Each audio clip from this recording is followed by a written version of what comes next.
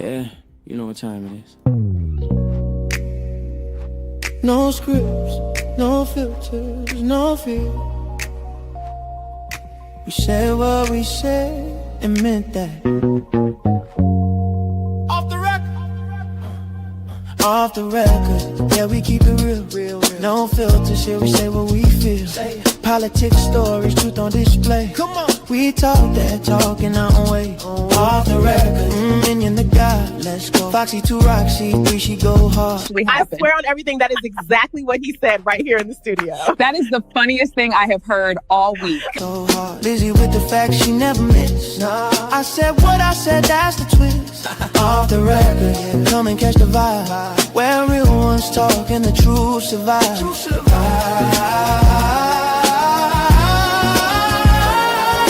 Late night truth, we don't just speak. Nah. We pull the roots from what they keep. From pain to progress, we light the flame. No spin, no script, we call it by name. Minion bring the vision, Foxy bring the flame. Lizzie drop a seat, it'll never be the same. I said what I said, say it loud, no shame. We taking truth global, remember the name. No apologies, no disguise. Just soul and purpose in our eyes. We move with power, bold and free. Say it loud, you gon' feel this energy.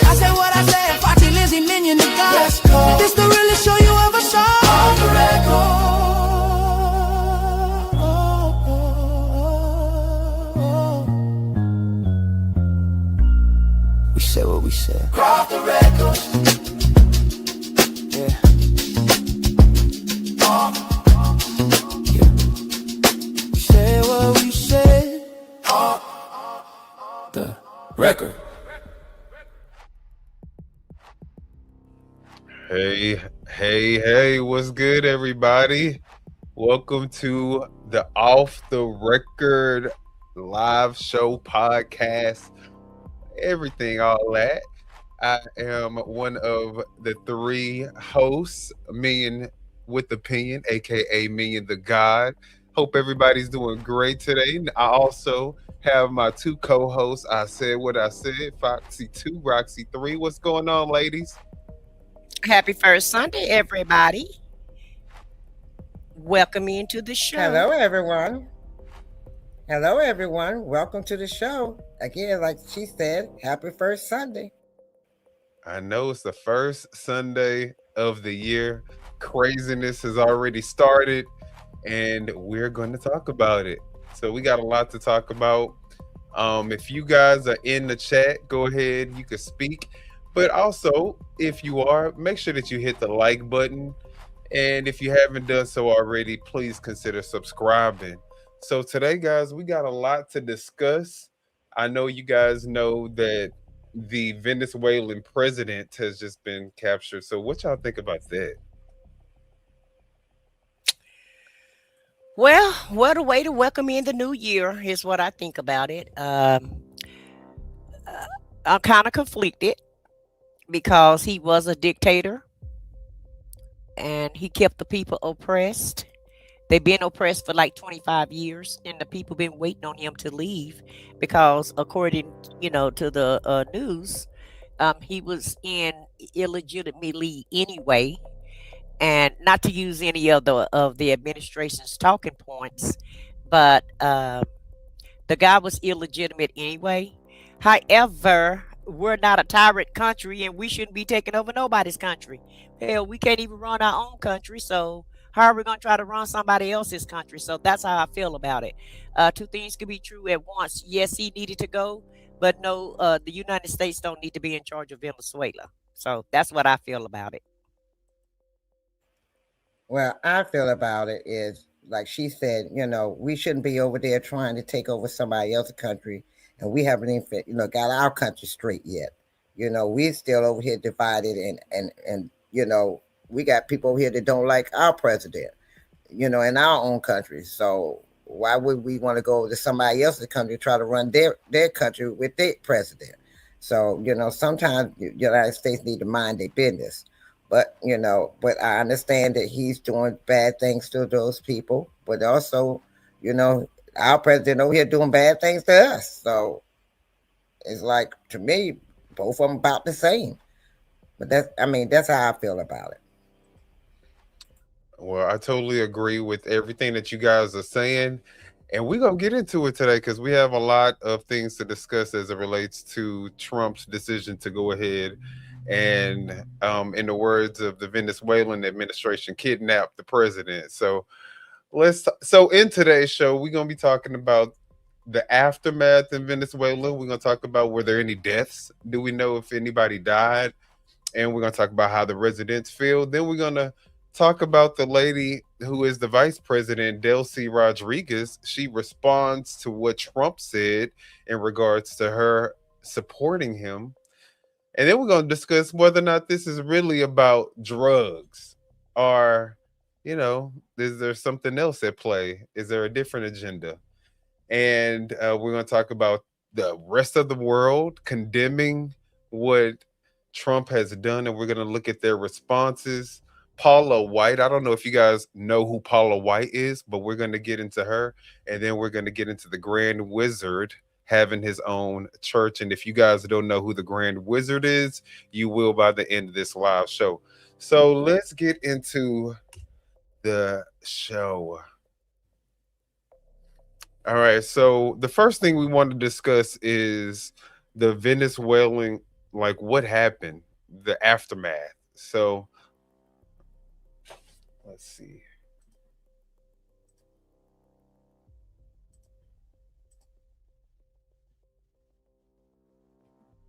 Well, 24 hours after U.S. Special Forces swooped into Venezuela, there have been reports of civilian deaths and damage to residential buildings. Yanire Lucas says her home, which is next to a Venezuelan military base, was hit early yesterday morning. She says it left her family terrified and fearing for their country's future. This area was the most damaged because the explosion happened right here in front of the house. Something fell, I don't know what, but you could see the blast strongly and it shattered all the windows. You can see here all the windows at the front of the house have been shattered. We had a terrifying experience in the night. It all started at 1:50 a.m. when we heard the first explosion. It was so loud. We got up and took shelter during that first explosion, which was so loud that we felt damage to the house. You can see how it's been completely destroyed. What's happening is unprecedented. I was born here in this San Jose neighborhood. My father was a founder, and this has never been seen before. It was unprecedented, a terrifying experience. We're still on edge, and now we're uncertain about what to do. Well, other residents in Caracas have described how people are rushing to buy food and other supplies as uncertainty grows in the region. The streets are empty, people are doing their own thing, buying things to go back home. There is a lot of uncertainty in the entire country for everyone. You, me, someone walking by. What will happen tomorrow? What will happen in the next hour? Nobody knows. We are living in an enigma right now. I feel fear. It's a mixture of joy because we know freedom is near, but coupled with fear because there are still many people here that are under the government's control. People that are still in Venezuela and we don't know what they might do, what might happen. A lot of people are still moving around. Views there from the streets of Caracas. Meanwhile, in the U.S., specifically in parts of Florida, Venezuelans took to the streets to celebrate the capture of Nicolás Maduro. It's a combination of feelings, of course. There's fears, there's excitement. There's so many years that we've been waiting for this. That something had to happen in Venezuela. We all need the freedom. There are a lot of political prisoners in Venezuela, which, of course, we're very concerned what's going to happen. I can't say how happy I am because I don't know any other government, only them. If has been so many years suffering. Really happy and excited that new doors are opening for Venezuela and for all of our people. We deserve a chance. All right, so as you guys can see, there are definitely two different realities that are taking place with the Venezuelans in terms of the ones that are actually in Venezuela and the ones out here. But what do you guys think? Well, I think it's sad, because like the guy said, people are having to try to go to the stores, try to get ready for for the unknown. They don't know what's gonna happen. Some of their homes have been destroyed, like she said. Her windows were burst out, was busted out, and who knows what other damage that it's done to other people's homes. And right now, it's a lot of uncertainty, and this was like a sneak attack on the country. Although the news have been reporting that we were gonna invade Venezuela, but who listens to the news and who actually believe the news these days? And who would have ever thought that the United States will launch this attack on another country for no reason at all? There are plenty dictators around the world, but it's not once again, it is not our job to take dictators out of office. And I can understand the people being happy because they were under a dictatorship, which they have been oppressed for so long. So I can understand that the feelings being conflicted there, but they just don't know what's going to happen because I Trump won't. said he taking over. Yeah, So I that's mean, what I was going to say. Trump said he's going to take over, but they have a vice president that can take over, and he's saying that he don't have any faith that she can do the job. Well, we don't have any faith that you can take care of America either. But you still in office, and nobody's trying to pull you out of office. Because see, I don't think the Americans will like it very much, if the UK decide to come over here and take him out of office from the things that he's doing. Because see, it's not gonna, it might be mixed emotions. yeah, it's mixed emotions, and the whole thing about it is, how would we feel here in America if Canada or the UK or any other country came in and just say, well, we don't like what your president is doing, and he's doing unlawful things, so we're going to take him out of office and then install ourselves and be over the United States. See, I don't think if the shoe was on the other foot, I don't think we would approve of that. So that's the way I feel about that. No, I totally agree. I think it's setting a horrible precedent just because we don't like the way that another country is running their government. We're gonna step in and you're gonna do things the way we want to do it. What? No. That's do that to Putin. All right, but yeah, I'm gonna say the same thing. Do that to Putin, or go over there to China and do that same thing and see what you get. But you're gonna go to a smaller country. You're not gonna go to the big countries. You're going to a smaller country. Now you're talking about you possibly go to Cuba, do the same thing. If she don't do what he tells her to do, he gonna do her the same way. You're strong arming people. And that's not how you do it. You're trying to dictate their country. You either do what I tell you to do, just like he did with Ukraine. He was telling Ukraine's president, why don't you just go ahead and give up your country and go ahead and give it to Putin, give your country to Putin and sit back and do what, we giving you an opportunity. You can't go in and start telling people what to do and they grown. And this is their country. With their country. You don't want nobody coming over here telling us. You don't want Putin coming over here telling us what to do or telling you what to do, threatening you to sit down and do what I tell you to do. You don't want China to come over here and say, sit down and do what I tell you to do. So why are you going to do it to somebody else? And to me, it's like you being, trying to be a father to these countries and they're children. That's not how the world works. You think he run the world? He the ruler of the world now. So let's look at Delcy Rodriguez's response to what Trump was saying, because this is their country. He says that she's on board though. So let's just see. Venezuelan court has now directed Venezuelan Vice President Delcy Rodríguez to assume the powers and duties of acting president. This comes after longtime leader Nicolás Maduro and his wife were captured by U.S. military forces after early Saturday morning strikes in Caracas. They are now in the United States to face criminal charges. We have local 10's Trent Kelly in the newsroom with the details on what could happen next. Trent. Well, Alexis, Rodriguez called Maduro's detention a, quote, kidnapping and demanded his release, adding that Maduro is, quote, the sole president of Venezuela. And that appears to contradict a statement made by President Donald Trump, who said Rodriguez was willing to work with the U.S. New images showing Nicolás Maduro blindfolded and handcuffed moments after he and his wife were captured by the U.S. government. The photo shared on social media by President Donald Trump on Saturday, just hours after Maduro's capture. Venezuelan Vice President Delcy Rodríguez struck a defiant tone. While surrounded by regime loyalists, she called the U.S. operation barbaric, declaring Nicolás Maduro is the only president of Venezuela.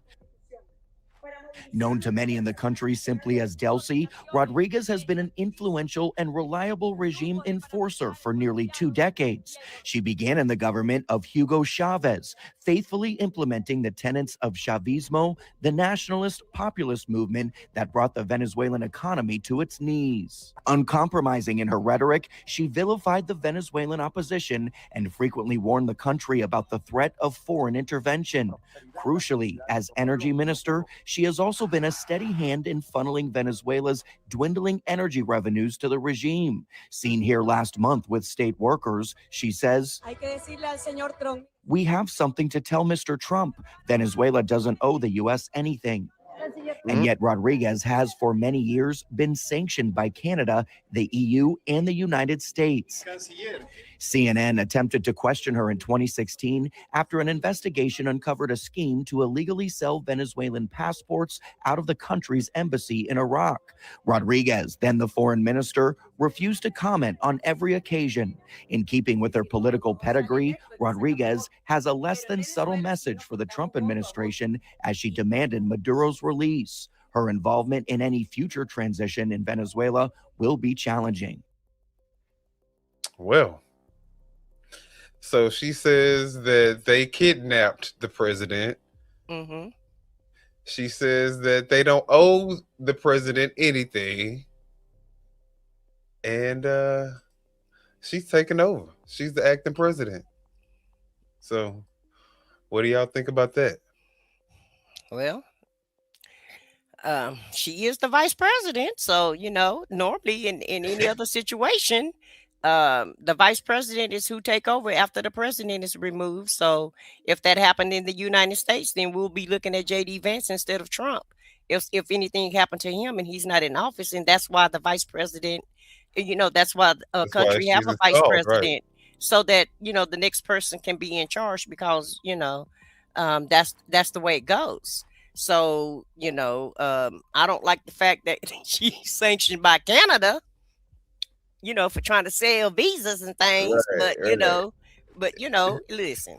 But look, that's her government, that's country. Her government, yeah. And if the country approve of her, then hey, let them do what they do. Because once again, it's really not. It's not up to the United States, in my opinion. Not our place. It's not our place to install whoever we want to install in, because it seemed like that's what the Trump administration is trying to do. He said that he's going to be in charge until they get somebody. Well, who is going to be that somebody when she's already there? Who else are you going to put there? So sound like you trying to put one of your cronies in charge, so that y'all can go ahead and extrapolate all of their oil, because you said it. He said it on the news the other night on his press conference that, you know, we're going to be taking over their oil. So that's what this is all about. It's about the oil. It's not about the drugs. Okay? Absolutely. But of course, he can't lead with this is for their oil, you know. Yeah. And this is really some type of scheme that he has. Foxy said that he's trying to pay back a debt. The loan has hit its maturity point, so he got to pay up. Yeah, he got to pay up. You know, so he said, let me go ahead and get the oil, then so I can go ahead and pay up my debt. All right. because we know he don't want to pay no money out of his pocket, and all of those the people that's over the oil companies, all of them helped him with his campaign, helped him get elected. So now it's time to pay the piper, and we know he don't like paying bills. So what better way to pay them off is just go ahead and let them take over their, or the oil over there in Venezuela, because that's what tyrants do. Well, let's look at, now he's taking over Venezuela, allegedly. I mean, we can't just say that he has, because the Venezuelan vice president says she's not having it, but he definitely has custody of the Venezuelan president right now. So he's now stating that he may extend his courtesy of picking up people's presidents to other countries. So let's look at this clip where Marco Rubio alludes to Cuba might need to watch out as well. When the president speaks, you should take him seriously. Suffice it to say, Cuba is a disaster. It's run by incompetent, senile men, and in some cases, not senile, but incompetent nonetheless. It has no economy. It's in total collapse. And by the way, they were, all the guards that helped protect Maduro, this is well known, their whole spy agency, all that were full of Cubans. I mean, it's amazing. This poor island took over Venezuela in some cases. One of the biggest problems that Venezuelans have is they have to declare independence from Cuba. They tried to basically colonize it from a security standpoint. So, yeah, look, if I lived in Havana and I was in the government, I'd be concerned, at least a little bit. Cutting off the oil flow to Cuba from Venezuela? Well, the president already announced a week ago that anything that's sanctioned oil, it's not going to be allowed to get there. So that's an Yeah, I heard that. So, look, Trump got that smirk on his face. Yeah, that's exactly what the game is. You see the play. Right. He said to see now Cuban leaders. So he going after Cuba next. I'm telling y'all, he going to keep right on going around and going till we go, like you said, brother, we're going to be in the third world war. And everybody that's sitting on here in this chat hollering, oh, it's about the drugs, or y'all whining, y'all this. Okay, when that war break out, see if you be whining then when all the stuff that you've been getting, you got to, now you don't know where you're going to get your next this and next that. Because, when a war break out in the United States, everything start getting low. And also, too, we're going to see after this Trump administration is over with, and when it's time to pay the price for everything that you done when you were in office, all the illegalities that they're committing, all the illegal things that they're committing, we're going to see if Marco Rubio going to have this smug look on his face. Because right now, both of them feel very, they're rejoicing right now. They think they've won. Invincible. Yeah, invincible. They're rejoiceful. They're happy, very nonchalant attitude. We're going to see if he's going to have that same disposition in 2028.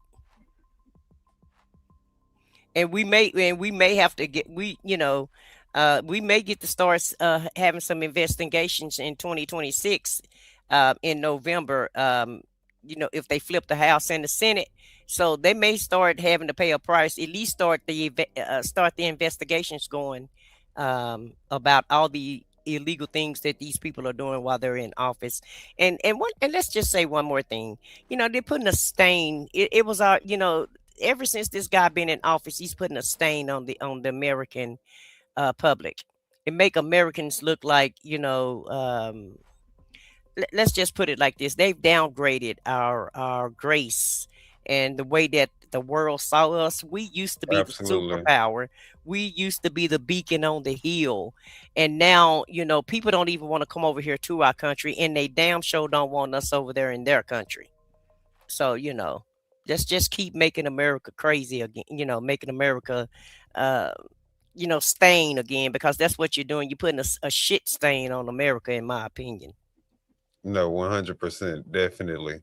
And for the people who think that this is about drugs, we're going to go ahead and dissect if this is really about drugs, or maybe if there's another reason, because the reason why, let's look at this next clip first. Let's see here.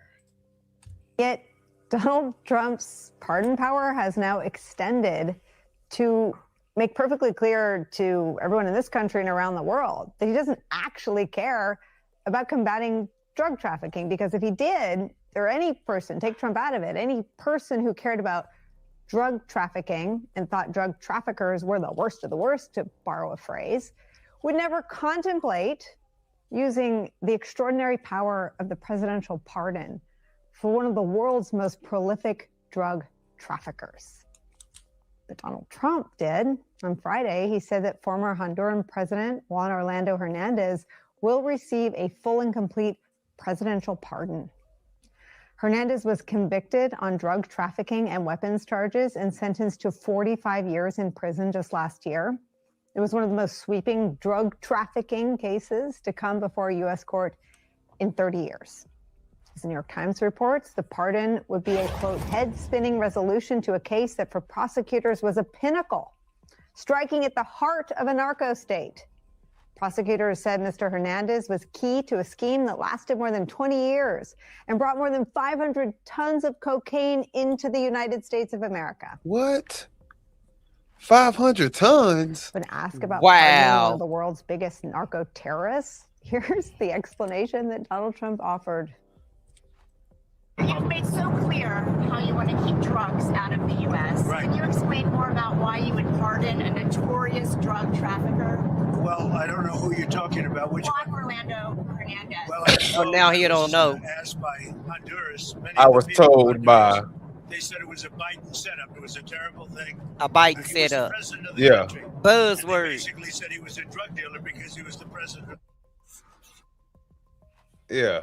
Yeah. That's that. Isn't that what you just doing now? Mm-hmm. Isn't that what you doing exactly now? What you said Biden did with him, isn't that what you doing right now? Well, he gets asked by a reporter exactly that regarding his arrest of Maduro. So let's look at that, and then we'll come back with some more commentary. You said that Maduro is responsible for drug trafficking. You recently pardoned the former president of Honduras, who was convicted of many drug trafficking. Can you explain how these two situations are different? Well, would you ever pardon Maduro? I endorsed, as you know, the winning president, the man who won in Honduras. I endorsed the man who won in Chile. I endorsed the man who won in Argentina. And we are doing very well with that whole group. What the man that I pardoned was, if you could equate it to us, he was treated like the Biden administration treated a man named Trump. That didn't work out too well for them. Wow. This was a man who was persecuted very unfairly. He was the head of the country. He was persecuted very unfairly. And there are a number of them.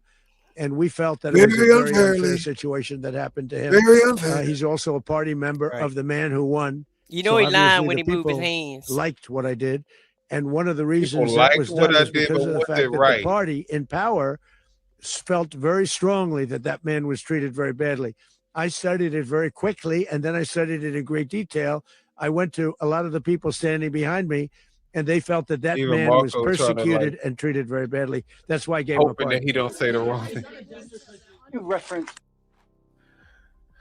These people are sick. I mean, how in the hell can you compare a man who brought 500 tons of cocaine into the United States and say that he was to you? Now you comparing him to you because you saying he was treated like you. So maybe you're guilty as well of all the stuff that people are accusing you of. I don't know. What is going on here? What do y'all think? Yeah, you see how he danced around trying to justify his actions, and want to throw out the red meat to his base, the dog whistles, and the buzzwords. Biden. All you got to say is Biden, Clinton, Kamala. Obama. Hunter Biden. I'm so glad Hunter Biden is Bill finally out of Clinton. his mouth. Yeah, and Bill Clinton. Yeah, But Hillary. yeah. So when he's saying that kind of stuff like that, you know what the reporter should ask him? Well, what about them Epstein files? Every time he try to, every time he try to deflect, they need to, redirect Go right him back and to go right back to Epstein and that's another reason why he's doing all of this. He's trying to change the the news, narrative, the right? narrative and the news stories, and trying to get everybody to thinking about this war so that you can forget about the Epstein files and how his name is in there over 1,600 times. But MAGA don't care about having we gonna hold both of federal them. president. Yeah, they don't care Right, about right. that. It's okay for the president to be on the Epstein Island, and all the shenanigans and with all the pictures and all the implications, and he's done so much to try to scrub his name, and so much so 1,000 federal agents, 1,000 federal agents 24 hours a day. Yeah, that paid millions of dollars to take his name out and it's so incompetent because people on social And media, still getting leaks. yeah, well, but people on social media sitting up there going through the redactions. Right, right. So you paid and I wondered that the people that he paid, I wondered that they set him up. Did they do that on purpose? Well, he just said he endorsed. Now all them presidents that he endorsed, remember he said, I endorse this one, the one in Honduras, I endorse, the one in this country, I endorse. The ones that he don't endorse, them the ones he's attacking. So if you not part of him, you getting attacked. Basically, I hope these presidents of these countries listening to this. If you not part of what he want, he's gonna attack you. He said, I endorse. He named all the presidents that he endorsed. He didn't say, he named them. He let you know. And so far as we know with Donald Trump, what he say out of his mouth is actually what he do. And he said, I endorse those presidents. So certain presidents he didn't endorse, certain presidents he did. The ones he endorsed is the ones that's okay with him. This one from Honduras, he said he endorsed him. That's why he's free. Now he can bring more cocaine over here. So, hey, right. y'all talking about the fentanyl. Well, now you got another one that's loose. He's free. Hey, start his stuff back up 500 again. more tons, right? Yep, 500 more tons of cocaine. 500 more tons for the American people. So yeah, so and I bet it wasn't 500 tons of cocaine on them boats that he blew up that he played like had drugs on. Near. And why we haven't heard about how much drugs was on those boats? We haven't heard any evidence of any drugs on any one of those boats that he's blew up. Haven't heard a word about it. And you won't. But you didn't go and blow up no Honduras boats. He don't even give you enough time to even investigate it, because then he go on land. Then he go grab the president. Then he go after Cuba. Then he gonna do something else. He just gonna keep it coming back to back. 2026 is going to be filled with a whole bunch of distractions that's going to lead up to. And I still believe this wholeheartedly. 2026, we are going to have World War III. The way things are going, it looks real bad. So I hope he's letting everybody know. Look, he said it. Well, he just told the woman if she don't do what he said do, she's next. So he's telling people, if you don't do what I tell you to do as president of the United States, you're gonna get blown up. So you basically just bend your ass over and kiss your ass goodbye. Basically, he's telling you. Well, let's look at what China is saying in response to what Trump did. In response to what the Venezuelans are calling kidnapping of the Venezuelan president. Well, let's take a view on China now, which is one of Venezuela's biggest allies, and it's condemned the U.S. action. Beijing says it violates international law and the country's sovereignty. China is deeply shocked and strongly condemns the U.S. blatant use of force against a sovereign state and action against its president. Such hegemonic acts of the U.S. seriously violates international law, Venezuela's sovereignty, and threatens peace and security in Latin America and the Caribbean region. Over to Shanghai in China now, where we can get more from Sean Rain. He's the founder and managing director of the China Market Research Group, which is a market intelligence firm focused on China. Sean, welcome. So Beijing says this needs to be resolved through dialogue and through negotiation, that Maduro should be released, but that is clearly not going to happen, and China knows that.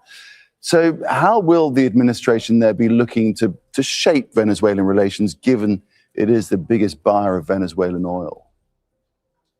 It's good to be here, Nick. I think China has said very strong condemnation of the United States, and they're working with other Latin American and Caribbean countries to say this isn't right. This sets a very dangerous precedent, not just in Latin America, but also throughout the world. What if a president doesn't like what President Trump wants? Does that mean the United States can just kidnap and hold hostage the president, plunder the natural resources? You know, again, Venezuela has the largest oil reserves in the world. So it's clear that this is about oil, that this is about power. This is about a Trump replacing the Monroe Doctrine with the Trump Doctrine to say that the United States is the only player that has the right to decide what's going to happen in its hemisphere. It's a very dangerous precedent. Now, what? All right. So, yeah, basically what you said, I said what I said. It's definitely setting the wrong precedent for people around the world. What if not one country comes at us? Like, let's say it's not just China. What if these people, these countries conspire together to come after us? Exactly. You know, and they can do that, you know, and so they can infiltrate in different ways. Like they could get into our actual like systems and hack like government and corporate systems. Like there's a lot that can happen. They can shut down our power grids. They can shut down your damn bank account. They can shut down the stock market. They can make America come to a halt in the blink of an eye. And you know China got some smart people. You know they got some very smart people. Japan got some smart people. India got some smart people. So if a lot of these countries, and I'm not saying those three are gonna come together, those are just three countries where I know there are some very smart people. And Germany have smart people also. And so, you know, it's smart people all around the world. People know how to hack into these systems. And so, you know, listen, remember when he was trying to do those tariffs on Canada, and Canada shut the lights off in a couple of states here? Yeah. Okay. Yeah. Baby, they could cut the lights off everywhere. Okay. So and nobody would be able to be online to talk about this shit. We all gonna be in the dark. In the dark. Okay, we're gonna be cold. Solar panel. Solar panels, yeah. And you know, he was talking about the windmills and the birds and all of that shit, you know. So he's trying to shut down all the green energy and, you know, all the different type of ways to get electricity, and you really need all of it, you know, because if one goes down, the way that we going with these data, having to have these data centers, and they talking about the amount of electricity that these AI data centers are taking is insane. It's like 2 million tons of water a day. Right. Crazy the amount of power. And so the fact that he would defund these other programs that are trying to, you know, expand, like you said, green energy. Right. He's a moron. Why not have both of them? Why not have a backup plan? What's wrong with having a backup plan? Who do we just give $40 billion to? Somebody. But let's watch what Iran they respond to Trump's actions. The Islamic Republic of Iran condemns in the strongest terms the United States' brutal military aggression against Iran's peaceful nuclear facilities. It is an outrageous, grave, and unprecedented violation of the fundamental principles of the Charter of the United Nations and international law. The Islamic Republic of Iran continue to defend Iran's territory, sovereignty, security, and people by all means necessary against not just US military aggression, but also the reckless and unlawful actions of the Israeli regime. Didn't Iran just say that we were at a full-scale war with the United States and Yeah. Israel. Basically. And who's going to go to war? Who's going to fund this war?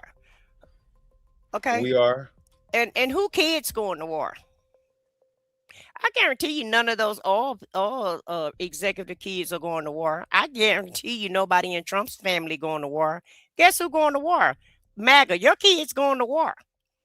Yeah. Since you're standing with Trump so much, are you ready to send your kids out there to go fight for him? Because that's basically what's getting ready to happen. Because he said he don't mind having boots on the ground. Right. The boots on ground is going to be your children. So yeah, let that's who that boots on sink the in. ground is. Yeah, let that sink in.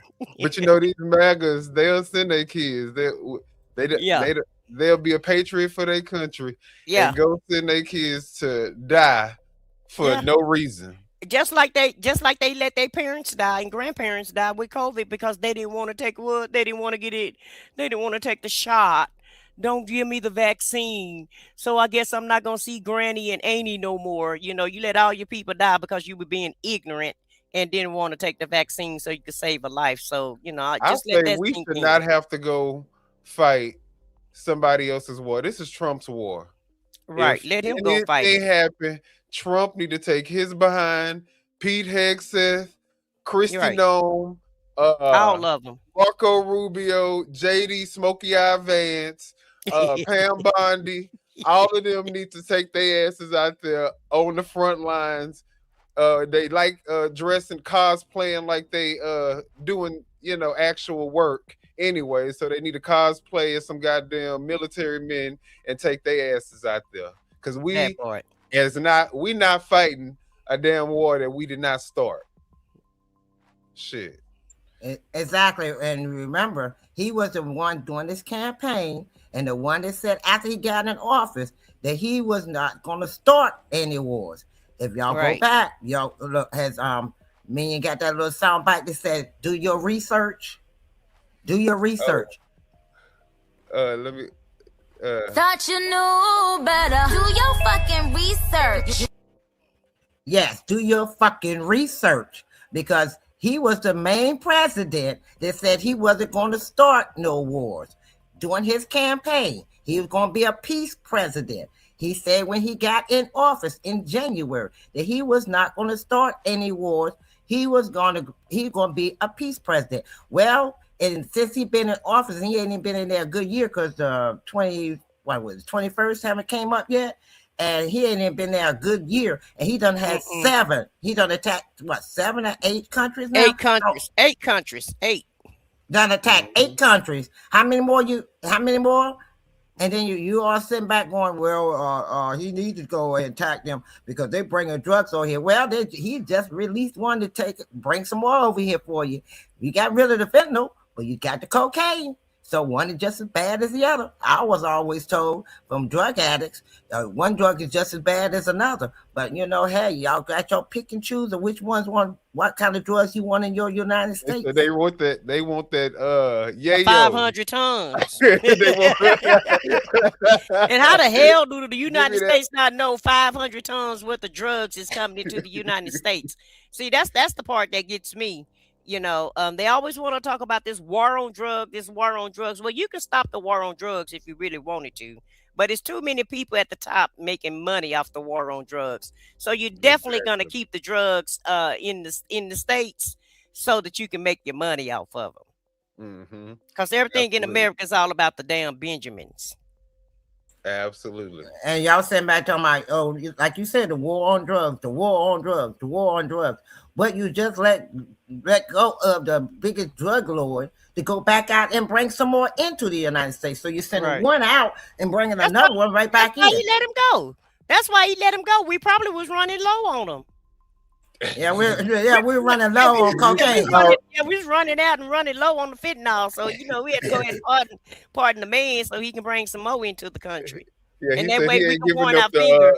He ain't giving up the game. He said he wasn't giving up the game until he was released. So it's like, come on, man, we running low.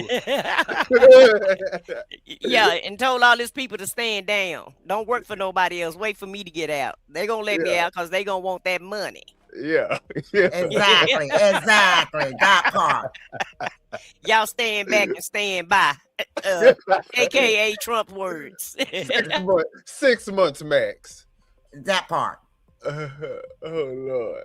Well, speaking of Trump's affinity to drug dealers and dictators and criminals, let's talk about this Paula White person, because I just saw this on my news feed. Was talking about how Paula White has a office in the White House. Now I don't know if you guys know who Paula White is, but she's some lunatic, far right, evangelist, preacher lady with a church or something. And She had one. I mean, she still got her son running it now, but she had one. But now she's up there, trying to help Trump. Is she his religious advisor or something now? Yeah, she's one of his religious advisors. Oh, okay. Well, let's look at what the tongue-talking faith leader of the White House is the biggest nut, and she has an office.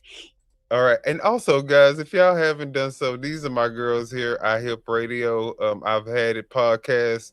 Y'all definitely should subscribe to their channel if you don't like Trump, because they keep you laughing to keep from crying. In the West Wing. And Jennifer, I don't know if you've seen this, but it's bananas. Play the clip. Where I go, God rules. When I walk on White House grounds, God walks on White House grounds. I had every right and authority to declare the White House as holy ground because I was standing there, and where I stand is holy.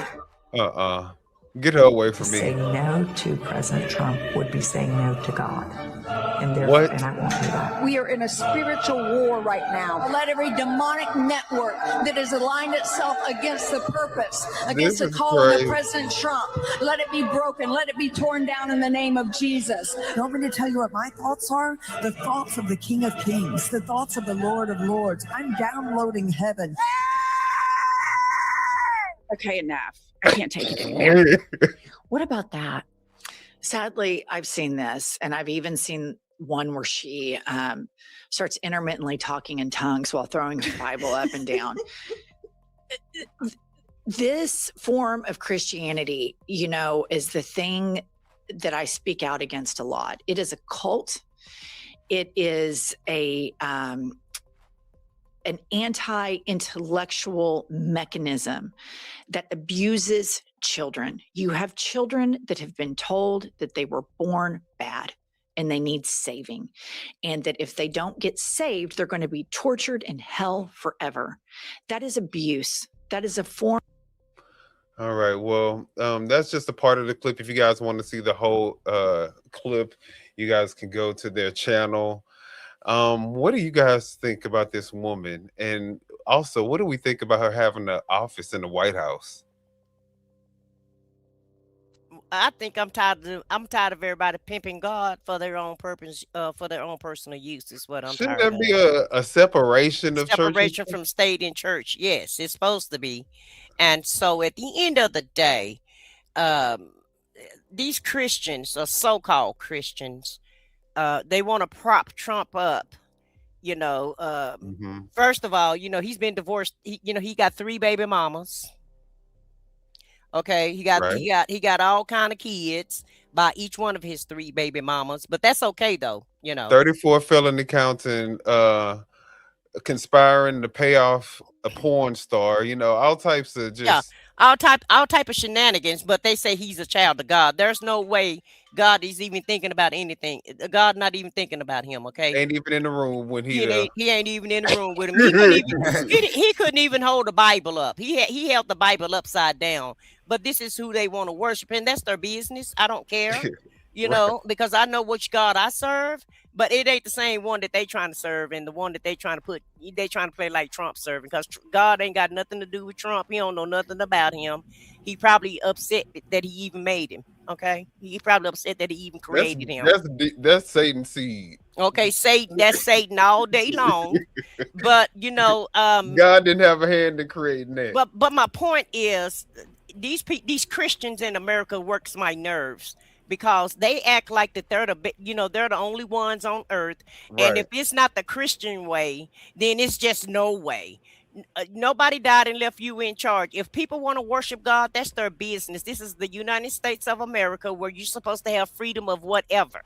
Freedom of speech, freedom to worship who you want to worship, freedom to love who you want to love. It's not your job and my job and nobody else's job to tell me whether or not I need to be a Christian, whether or not I need to be who I need to be married to. And it damn sure isn't your job to tell me which party to support as far as politics go. In America, it's like the Christians, they're the only ones here, and everybody else be damned. It's our way, or everybody else need to hit the highway. And so I don't know where they got this crazy ass attitude that they're the most important people, in America. But hey, America is America. That's a melting pot of everything and everybody. Okay, everybody. The Constitution said everybody's included in this Constitution, whether you are Christian or not. But these Christians seem to think that they're the most important people, and like their way is just the best way, and they know best for everybody. Well, just take care of your own home, sweep around your own damn front door, and don't worry about everybody else's front door. Is what I have to say about it. Well, this is what I feel about it. I said, they sit back and say, remember when they had the protest, and he went down there in front of the church and had the Bible upside down, and then he stated to everybody then that I am Jesus. Jesus not here. He died and went wherever he went, but I'm here. You see me. I'm your next Jesus. So if you're so Christian and you let this man tell you that he's your God, then you got a problem, because no man on this earth is God. But I mean, well, they're not a Christian, because God said he don't have no other false idols, because that's worshiping a false idol if that's what they're worshiping. And that's what they're worshiping. They're worshiping him. He cannot say nothing wrong. He cannot do nothing wrong. He's perfect. I mean, they said Jesus was perfect, so they said Trump is perfect too. He's the next Messiah. They have said that he's the next Messiah. Well, what Messiah has a religious advisor that needs a religious advisor? But in addition to that, y'all, let's take a little trip down memory lane, because like I said, I really never knew of this woman, Paula White. Let's look at her. This is where when I did my little Google search or YouTube search, this is what popped up. So let's look at this clip real quick and we'll talk about it. Strike and strike and strike and strike and strike and strike and strike and strike and strike and strike until you have victory. For every enemy that is aligned against you, let there be that we would strike the ground, for you will give us victory, God. I hear a sound of abundance of rain. I hear a sound of victory. I hear a sound of shouting and singing. I hear a sound of victory. I hear a sound of an abundance of rain. I hear a sound of victory. I hear a sound of an abundance of rain. I hear a sound of victory. The Lord says it is done. The Lord says it is done. The Lord says it is done. Took a hit before I you hear started victory, this. victory, victory, victory in the corridors of heaven. This In woman the corridors is- of heaven, Right. victory, victory, She rapping, victory, ain't she? victory, victory, She- victory, she- victory. she For thinks she in angels are being heaven, released right as now. high as Angels are she being is. dispatched right now. Hamanda ata ata raka teda baka sanda ata ambo osa kata rite eke banda ata rike tidi ashata. For angels have even been dispatched from Africa right now. Africa right now. Africa right now. From Africa right now. They're coming here. They're coming here. In the name of Jesus. From South America. They're coming here. They're coming here. They're coming here. They're coming here. From Africa. From South America. Angelic forces. Angelic reinforcement. Angelic reinforcement. Angelic reinforcement. Fika hata anda ata. Ora bata rata ande eke eke manda rasata. For I hear the sound of victory. victory. I hear the sound of victory. I hear the sound of victory. I hear the sound of victory. I hear the sound of victory. I hear the sound of victory. I hear the sound of victory. I hear the sound of victory. Wait a minute, and look at the guy that's walking. He walked behind her twice. And no attention. No. A bunch of yeah, Vicky. A bunch of gibberish is what she's doing, and next week you'll see her ass on TV. Watch, you'll see her on TV for some type of fraud or something. You know, that's another thing about these churches these days. All these Christians, most of these Christians is falling by the wayside, left and right. They all pedos. They all got fraud cases. They all really pimping God for their own personal use. Allegedly. Allegedly. and the one that's in the White House still sending out grifting emails. You know, he the president, but his ass been sending out emails from day one, grifting from MAGA. And MAGA, what they do, they go in there and they go in that checkbook and he's gonna do this for us, he's gonna do that for us. We got to send him, we got to send old master this money, we got to send him this money, you know. And so basically, how much do I have in my savings? How much do I have in my savings? You know, basically, how much can we spare? He really treat his people like slaves, in my opinion. What y'all think? Oh yeah, I think so. He know how dumb MAGA is. Right. That's why he uses the buzzwords, because see, he knows that Democrats, intelligent people, can use context clues, critical thinking skills, all that together to determine, you know, what he's saying. But with MAGA, they only hear Biden, blacks, DEI, Africans, illegals. You know, that's what they hear. So that's what he does. He uses immigrants. You know, they hear all the buzzwords. and that's all they hear is buzzwords. And he know he got them. If he just spew out a bunch of buzzwords, then hey, that's and to me, this is cult indoctrination 101. That's right. This is how you indoctrinate people through the church. Because at this point, I don't feel like God is pleased with all these people turning his people into a cult instead of trying to follow him. Look, you see, that's exactly what we was getting into. So you did a great segue. Great segue. Wait a minute, hold on, wait a minute. Brother, pull up the one that got the new church now. Remember, he done changed the name. They're no longer called the KKKs no more. That's exactly what we're about to talk about. People think you got to be a Klan member to come to our church, and we're a church. This is Thomas Robb, the Grand Wizard of the KKK, or as he likes to put it, the National Director. See, the Ku Klux Klan is currently going through a rebrand. Instead of calling themselves the KKK, they now call themselves the Knights Party. And Thomas Robb doesn't like to call himself the Grand Wizard. Instead, he's chosen a more subtle PR approach, the National Director. We don't have a sign, everybody welcome, because everybody's not welcome to our church. There's something that no one has ever really talked about is the fact that Thomas Robb is not only the Grand Wizard of the KKK, he's also a pastor. There's a certain element of people that just aren't welcome. The image always showed Jesus Christ with arms outstretched, wide out, you know, like everybody. But the reality is Jesus Christ is not wide arms stretched. His arms are, what he said, the path was straight and narrow. Right, but wouldn't you say that the path of straight and narrow is welcome to everybody? Well, we're having to dissect various applications of that statement. But is it open to everybody, like in the broad sense of the word? No. What I hear is like a person of color, a black man, can they be saved and then be part of the kingdom of God? What does saved mean? I mean, if we're going to go off of a traditional theological practice, it is understanding Jesus Christ as your Lord and Savior. A traditional Christian perspective, that means then you gain access to heaven. Well, you know, I like the word redeemed. I asked him if a black man could go to heaven, and this is Thomas Robb deflecting that question for 13 minutes. The reason why I was asking was when I was asking if a black man can be saved, you would just reference that they could just be blessed. So as one, No, I just don't know. I mean, the Bible doesn't. Literally, in spite of what people say, the Bible doesn't address Black people. What? Hardly at all. So does that mean then? So your belief is the Bible was written by white people to white people?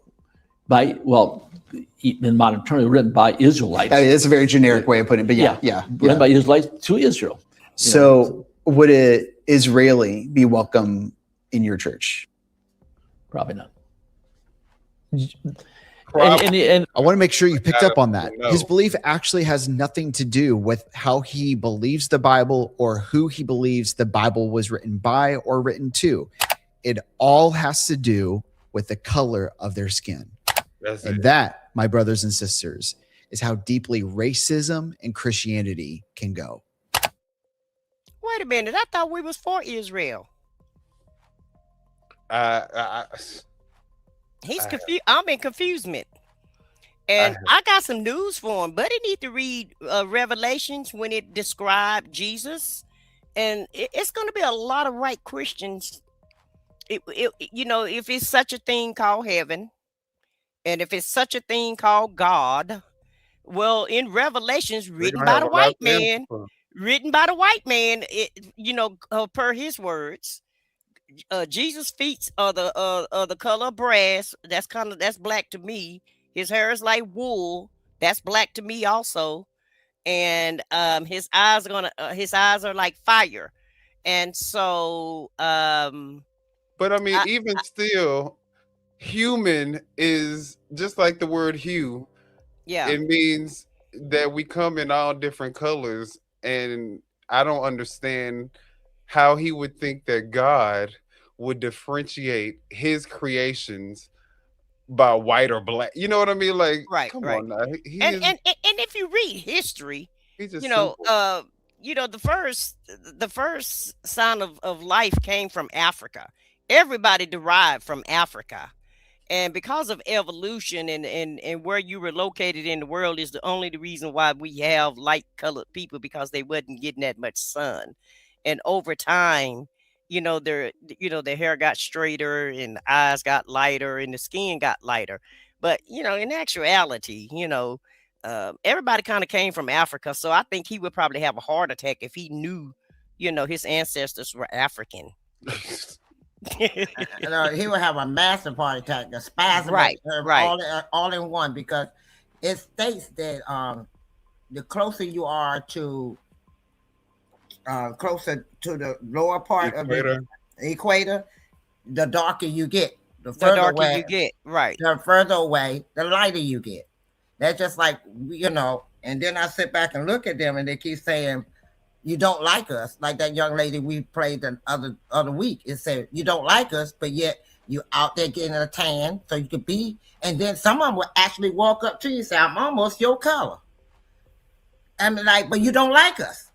But you're going up and comparing your skin color to my skin color. And getting Botox so your lips can be big like ours. Getting BBL so your butt can be like ours. Listening to our music, eating up our. Listen, I'm tired. Listen here, and I'm gonna tell y'all one more thing too.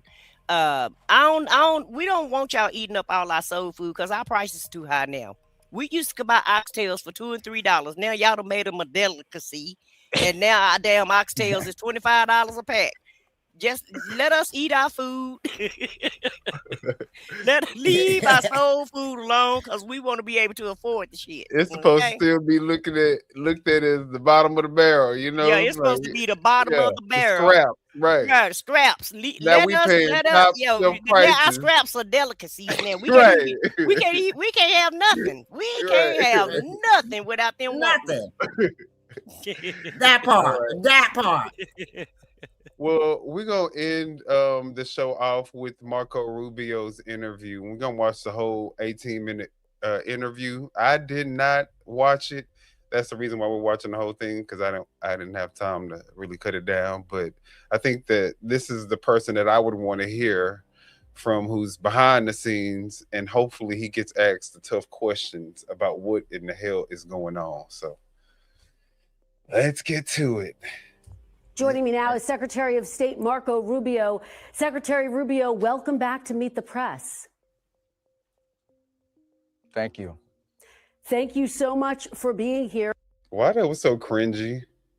Like, He's not used to attention, child. He like, he ain't never been in the spotlight before, so he don't have a clue, child. Thank you. He ought to be ashamed of himself. Your last name Rubio, sir. Exactly. I want to start with this big picture question. Is the United States now at war with Venezuela?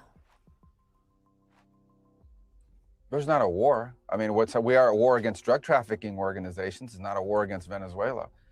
We are enforcing American laws with regards to oil sanctions. We have sanctioned entities. We go to court. We get a warrant. We seize those boats with oil, and that will continue. We will continue to reserve the right to take strikes against drug boats that are bringing drugs towards the United States that are being operated by transnational criminal organizations, including the Cartel de los Sols. Of course, the leader of that cartel is now in U.S. custody and facing U.S. justice in the Southern District of New York, and that's Nicolás Maduro. So we made a big progress in that regard. Mr. Secretary, who is in charge? Are you running Venezuela right now? Yeah, I mean, I keep people, fixating on that. Here's the bottom line on it is we expect to see changes in Venezuela. Changes of all kinds, long-term, short-term. We'd love to see all kinds of changes, but the most immediate changes are the ones that are in the national interest of the United States. That's why we're involved here. So wait a minute. So he said that they want to see changes to the Venezuelan government, long-term, short-term, but more importantly, they're gonna focus on the ones that are in direct connection with the U.S. and how the U.S. can actually benefit.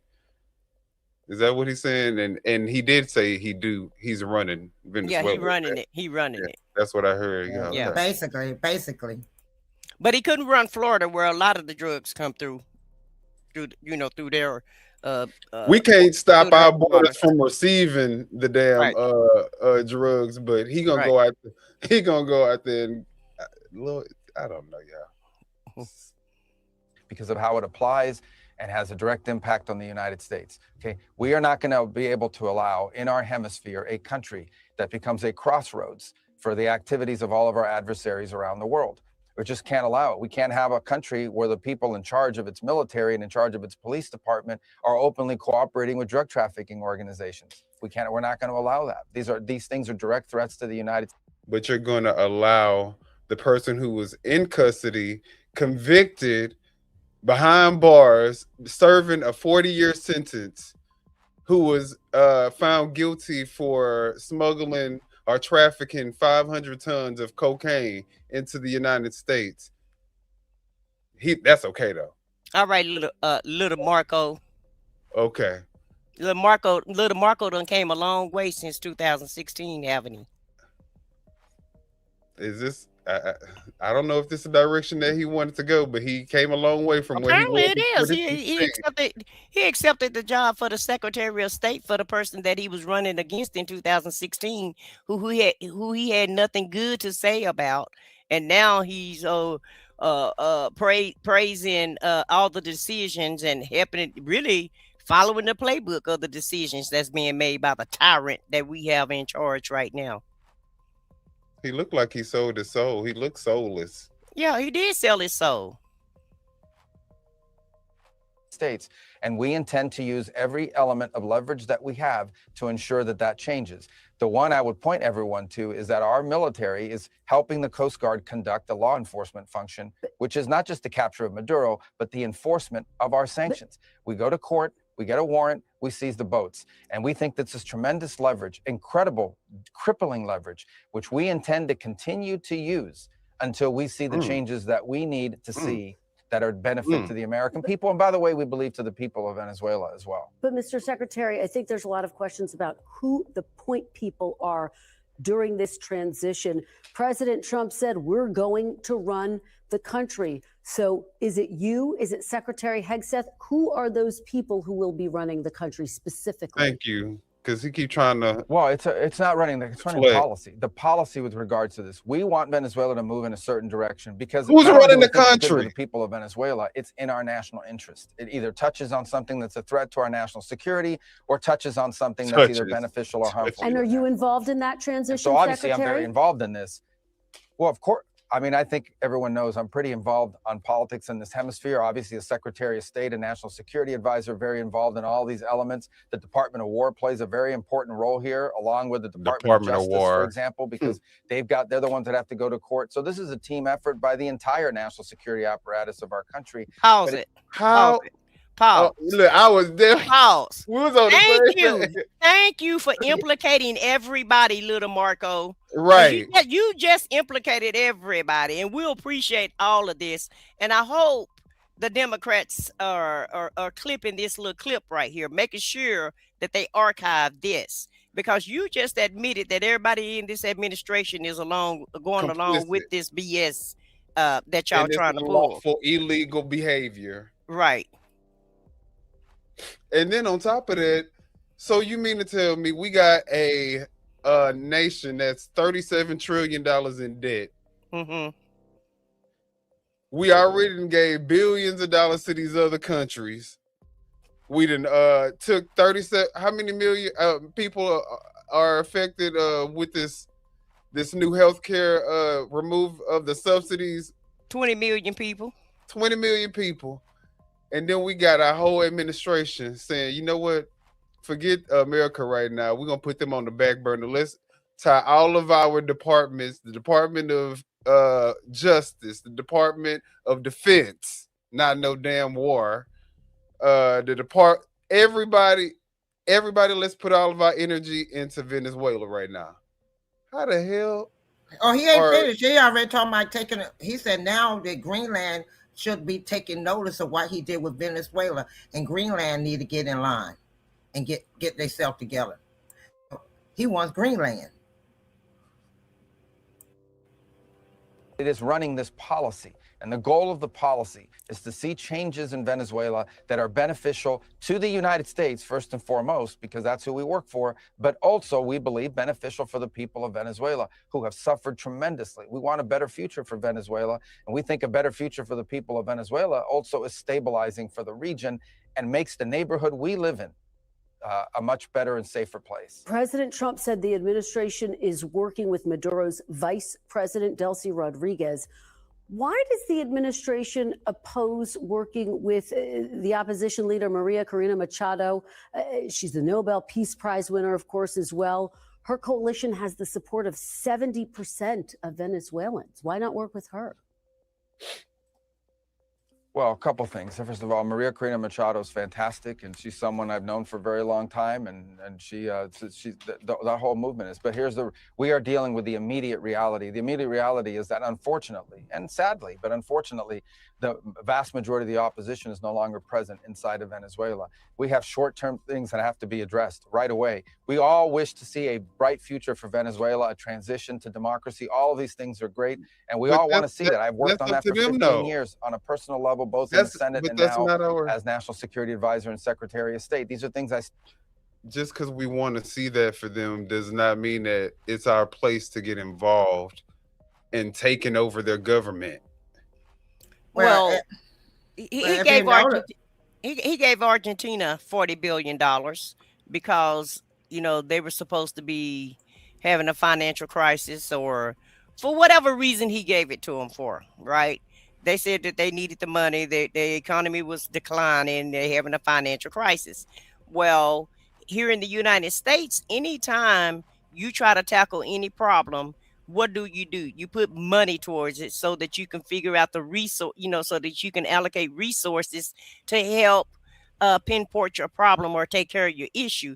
Why couldn't you just give Venezuela money to stop the drug lords? Why couldn't you just do that?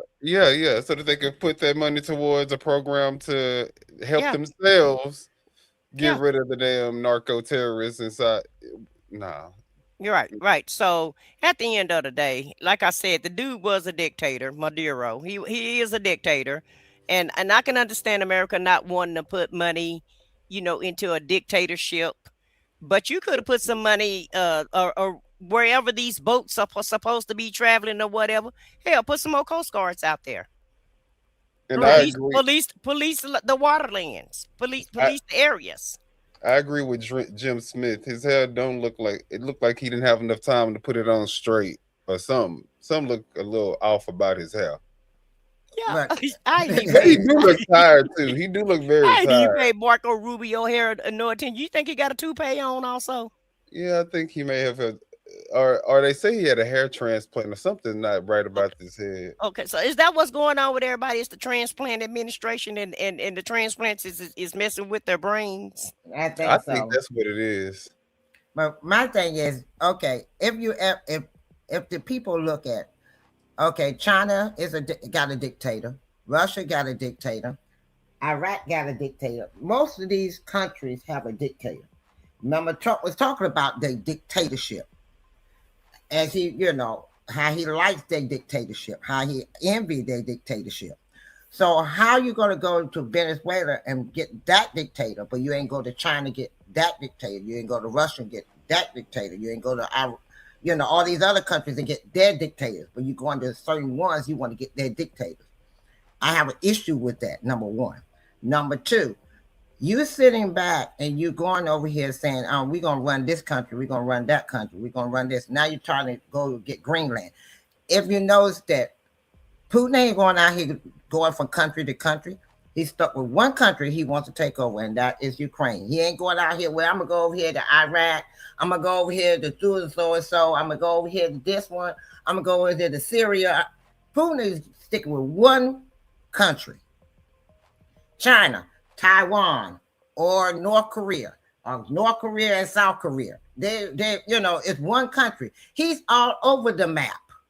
I'm gonna run this one, and if you don't do what I tell you, I'm gonna bomb you. If you don't do what I want to do, I'm gonna bomb you. He's just going around bombing, and y'all don't see that this is not normal, because China and Russia is a big country, a powerful country, and they're not going around I'm gonna go and pick up this little one here. I'm gonna pick up that little one there, and I'm gonna pick up that one there. Okay, I'm going after Cuba next. I'm going after Mexico next. I'm going after Greenland next.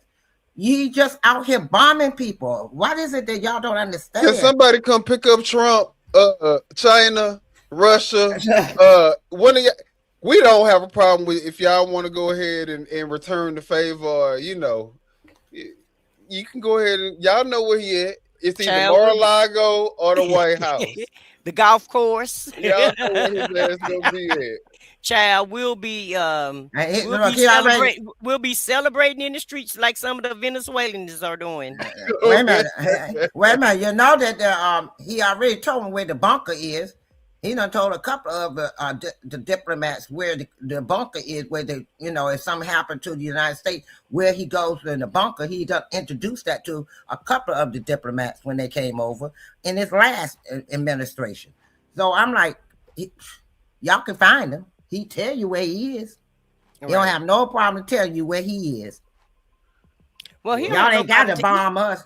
He don't have no problem telling anything. He can't hold water. So anything that's gonna happen, he definitely got to spew it out and let everybody know. If he have 150 thoughts in one night, guess what? It's going up on True Social. Right. 150 posts. Right. You can't hold nothing. So let's continue. With they talking about Biden, he looked like he's white. But let's just continue watching. We still care about. But what we're talking about is what happens over the next 2-3 weeks, 2-3 months, and how that ties to the national interest of the United States. And so we expect to see more compliance and cooperation than we were previously receiving. With Nicolás Maduro, you could not make a deal or an arrangement. Although he, by the way, was given very generous offers. He could have left Venezuela as recently as a week and a half ago. There were opportunities available for him to avoid all of this because he's not someone we can work with. He suckered the Biden administration into stupid deals. He's made a career out of not keeping deals and figuring out how to save himself by buying time. And President Trump was not going to fall into that trap. So now there are other people in charge of the military and police apparatus there. They're going to have to decide now what direction they want to go. And we hope they will choose a different direction than the one Nicolás Maduro picked. Ultimately, we hope this leads to a holistic transition all the way around in Venezuela. So if the new administration gets in and they don't want to make any deals with you, are we going to just kidnap them then? What is I don't understand what is going on here. This is madness. All right. Like, this is crazy. And I'm laughing at it. Look, I'm laughing at the chat. I'm over here. I am hysterically laughing. They got people in here. This one young lady named Paula somebody keep calling us the black MAGAs. We the black MAGAs. We the black MAGAs. We had complaints when it came to Biden too. He won't doing what he didn't do. And the Democrats, they ain't doing what they supposed to do either. We done complained about them too. You late to the party. And let's be clear, it's not the Democratic Party, it's the Democrats that are in power. Right. That are the And problem. we're about what's right. We don't give a damn what color we don't give a damn what color you are, what you worship, what your claim to fame is. All we care about is doing the right thing. We'll care about right, not white, black, green, purple, yellow, or blue. Okay, it's not about color with us. It's about doing the right thing. It's about putting a stain on America. It's about making us the laughing stock of the world, and it's about degrading our presence. You know, even our dollar is not even worth what it used to be because of this dude, because he's in office. Everything going to shit because of him. And if you're MAGA, then this should really upset you, because let's be clear, y'all voted for America first. Y'all voted for white Christian nationalism, white supremacy. Y'all voted for him to put y'all at the forefront. And guess what? None of y'all incomes have increased. Right. The economy has gone to shit. America, like you said, is a laughing stock right now. None of it. We deserve the opportunities. That $40 billion, fuck helping another country right now. We the ones that we need the money. You know, if y'all just giving it out. Because guess what? The America taxpayers the ones that have to pay that $40 billion bill. So why can't we determine and decide where the hell our taxpayer dollars go to? Are y'all okay with that, MAGA? Evidently, they must be okay with that, because he has not. Okay, the farmers are still struggling. He said he's going to do the bailout. I'm still hearing the farmers crying that they still haven't got none of the bailout. But they hurry up and send that money over there to Argentina. But they ain't gave you farmers anything. But y'all the ones that voted him in there say, hey, help us out. First thing he did when he got in there, took your money. Y'all was hollering about he took your money. I said, but the person that gave you the money was Biden. Y'all didn't like him. So he said, okay, now he's taking your health care. Okay, Biden and Obama gave you the health care. Yeah, took your health care. Well, it's crazy how he's treating America. And he ain't giving you no alternative motive and no alternative to replace the insurance that he's taking away from you. And I'm like, what? Y'all got to be destitute? Y'all got to be destitute when you're out there and on picketing and out there on the lines saying we need some money, we need some food, we need this, before you wake up and smell the coffee that he don't give a damn about you. I don't know what more he can do to show you that he do not care about any of the MAGA following. The only people he care about are the ones that are putting money in his pockets. And when I say money, I mean $1 million and up. If you ain't got $1 million, you can't even, I mean, it ain't even worth. You ain't even nothing to him. Yeah, and they ain't MAGA. I got some good news. I got some bad news. They not MAGA. The ones with they're billionaires. Yeah, they're billionaires, and using you guys to spread the hatred, using you guys to sow discourse, to so to fight with other people, to amongst each other, basically try to start a civil war so that they can stay in power. You guys read your history. The rich people been doing this forever, even during slavery. They've been pitting the poor people against the other people just so that they can stay rich. So while they got you guys busy fighting the poor people, and your ass is poor too, so you're not gonna come up either. And it's the millionaires and the billionaires. They're just trying to keep their money, so they got to keep you distracted so that they can stay rich. There you go. So wake up, America. And if you haven't figured that out yet, then there's something wrong. Because if you sit back and you count your change when you get to the register and you say, "Oh, I think I got enough," then that should tell you something. But they can walk in and just show they platinum cards and say, "Here you go," and buy what the hell they want to. And you sit up there counting change and counting pennies and counting nickels. They already getting rid of the pennies. Next thing you know, they'll be getting rid of the nickels, dimes, and quarters. Then y'all be sitting back on, well, what we supposed to spend? Dollar bills, that's it. But you're gonna, y'all gonna fuck around and find out. Crypto. They gonna move to the Trump coin. When they do move over there, he gonna pull all the money out of it. I don't advise you to buy that damn coin. If you want to keep your money, don't invest in that. That's just another way to launder money into another scheme. Political, all of that. We're in favor of all of that. But right now, we have to take the first steps. And the first steps are securing what's in the national interest of the United States and also beneficial to the people of Venezuela. And those are the things that we're focused on right now. No more drug trafficking, no more Iran Hezbollah presence there, and no more using the oil industry to enrich all our adversaries around the world and not benefiting the people of Venezuela, or frankly, benefiting the United States and the region. You talk about a holistic transition. I think there's a lot of focus on potential elections. How soon will elections be held? Within 30 days, Mr. Secretary? Elections? Well, look, this is... Wait a minute. What? Did you not see what we just did? Like, that's ours now. What you mean? Ain't gonna be no elections. We elected who we wanted. Us. That's that part. We had the election. Yeah, ain't no more democracy. We taking over. Pulled his ass out of his sleep and arrested him. Yeah, that was the election. And let me just say something about that too. Maduro couldn't be a dictator if he didn't have people going along with him. Same thing with Agent Orange. He can't do the shit that he want to do unless he have people helping him out. And so a lot of times that's how these dictators thrive. That's how they stay in office. And little Marco, he's just he just drunk on the orange Kool-Aid. This is just remarkable to me. Because he's done made a whole 360-degree circle from the way that he was speaking about Trump in 2016. He was the man who said that this dude was going to destroy America, and then now that America is being destroyed, I can't believe he got his little small hands, because that's what Trump said. Trump said he was a little Marco with small hands.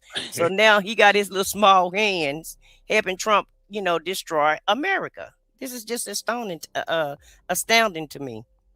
And what gets me is he's Cuban, but he's down for them to attack Cuba. Okay. Right. So basically, you don't give a damn about your culture or where you from, your country. Be that ruler. He gonna be their next dictator. Conan. He Conan. Yeah, I see. I'm like, wow. When he said out of his own mouth that Cuba is next. He said Cuba is next. I'm like, aren't you Cuban? So you don't give a damn about your country or the people over there? And the thing is, you're bombing. You're not going over there and fighting on foot first. Y'all start bombing before y'all do anything. Bomb. Y'all just sending nukes any kind of way. You just sending bombs left and right. You ain't even talking to the people or, keep negotiating. When you just bomb them, now bomb them. Bomb them. Now you done hurt and killed some other people over there, tore up their people places and everything over there. But you got the president and his wife. Y'all they okay.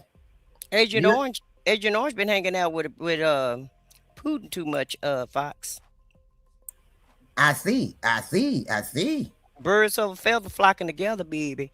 And I think they've been hanging out too much, because isn't this a Putin play, what you're talking about?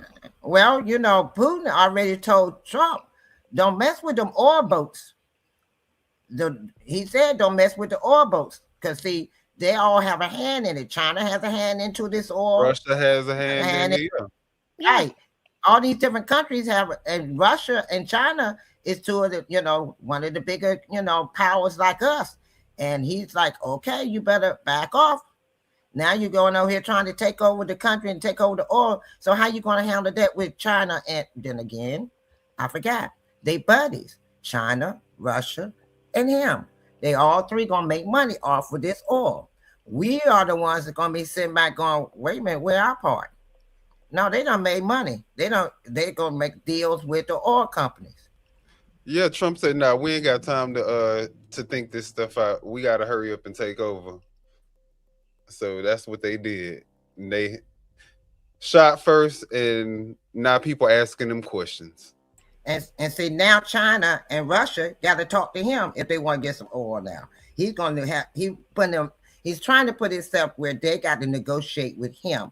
No longer negotiate with this man.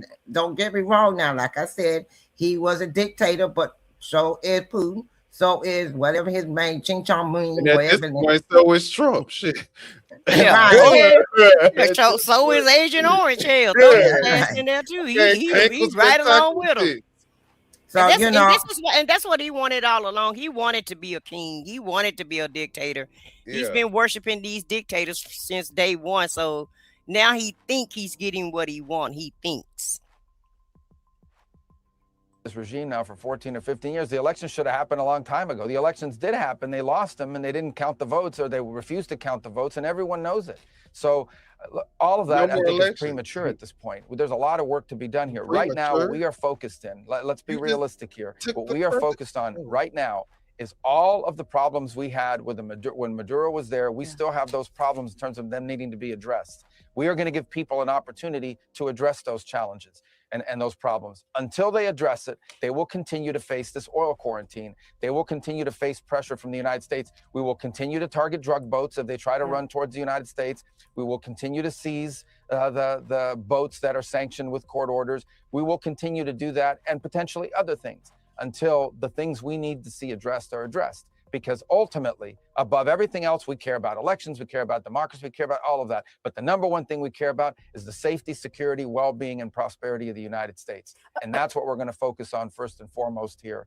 And that's what these policies, these changes we need to see made are about. Well, this is not what American people want you to get your energy. I think you should do what the American people want you to do, not what you think you want to do for the American people, which it ain't for the American people, because we ain't about to benefit off of none of this.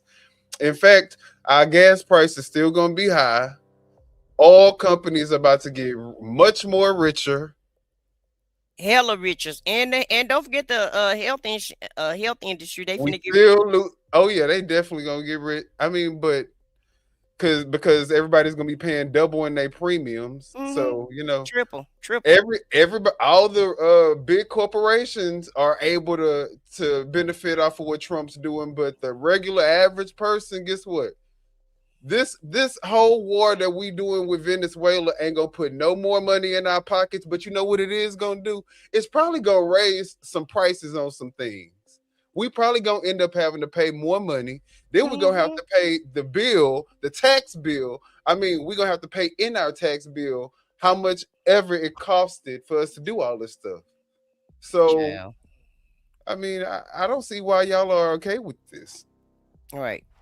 And you do know every time we go to war, after we finish the war and we stop with the war, then we have to spend all our money to go back over there and build them back up. This is what we do. We go there and tear up the shit. Then we go back over there and help them build it back up. So we can go back over and tear it up some more. This is all we keep doing. And but that's where our tax dollars are going. And let me stop this lie right here. Venezuela did not manipulate the voting machines. That's just a lie that Agent Orange has told because he don't like to lose. It just hurt his little soul because it wasn't enough MAGA to go to the voting booth for him in 2020, and he lost. And he's been crying and lying and crying about this damn election that he lost. He won again, but that just hurt his soul that he just couldn't win in 2020. That enough people in the United States didn't like him enough to put him back in office, and with good reason, because look what we're getting by putting him back in office. But the elections are ran by state officials.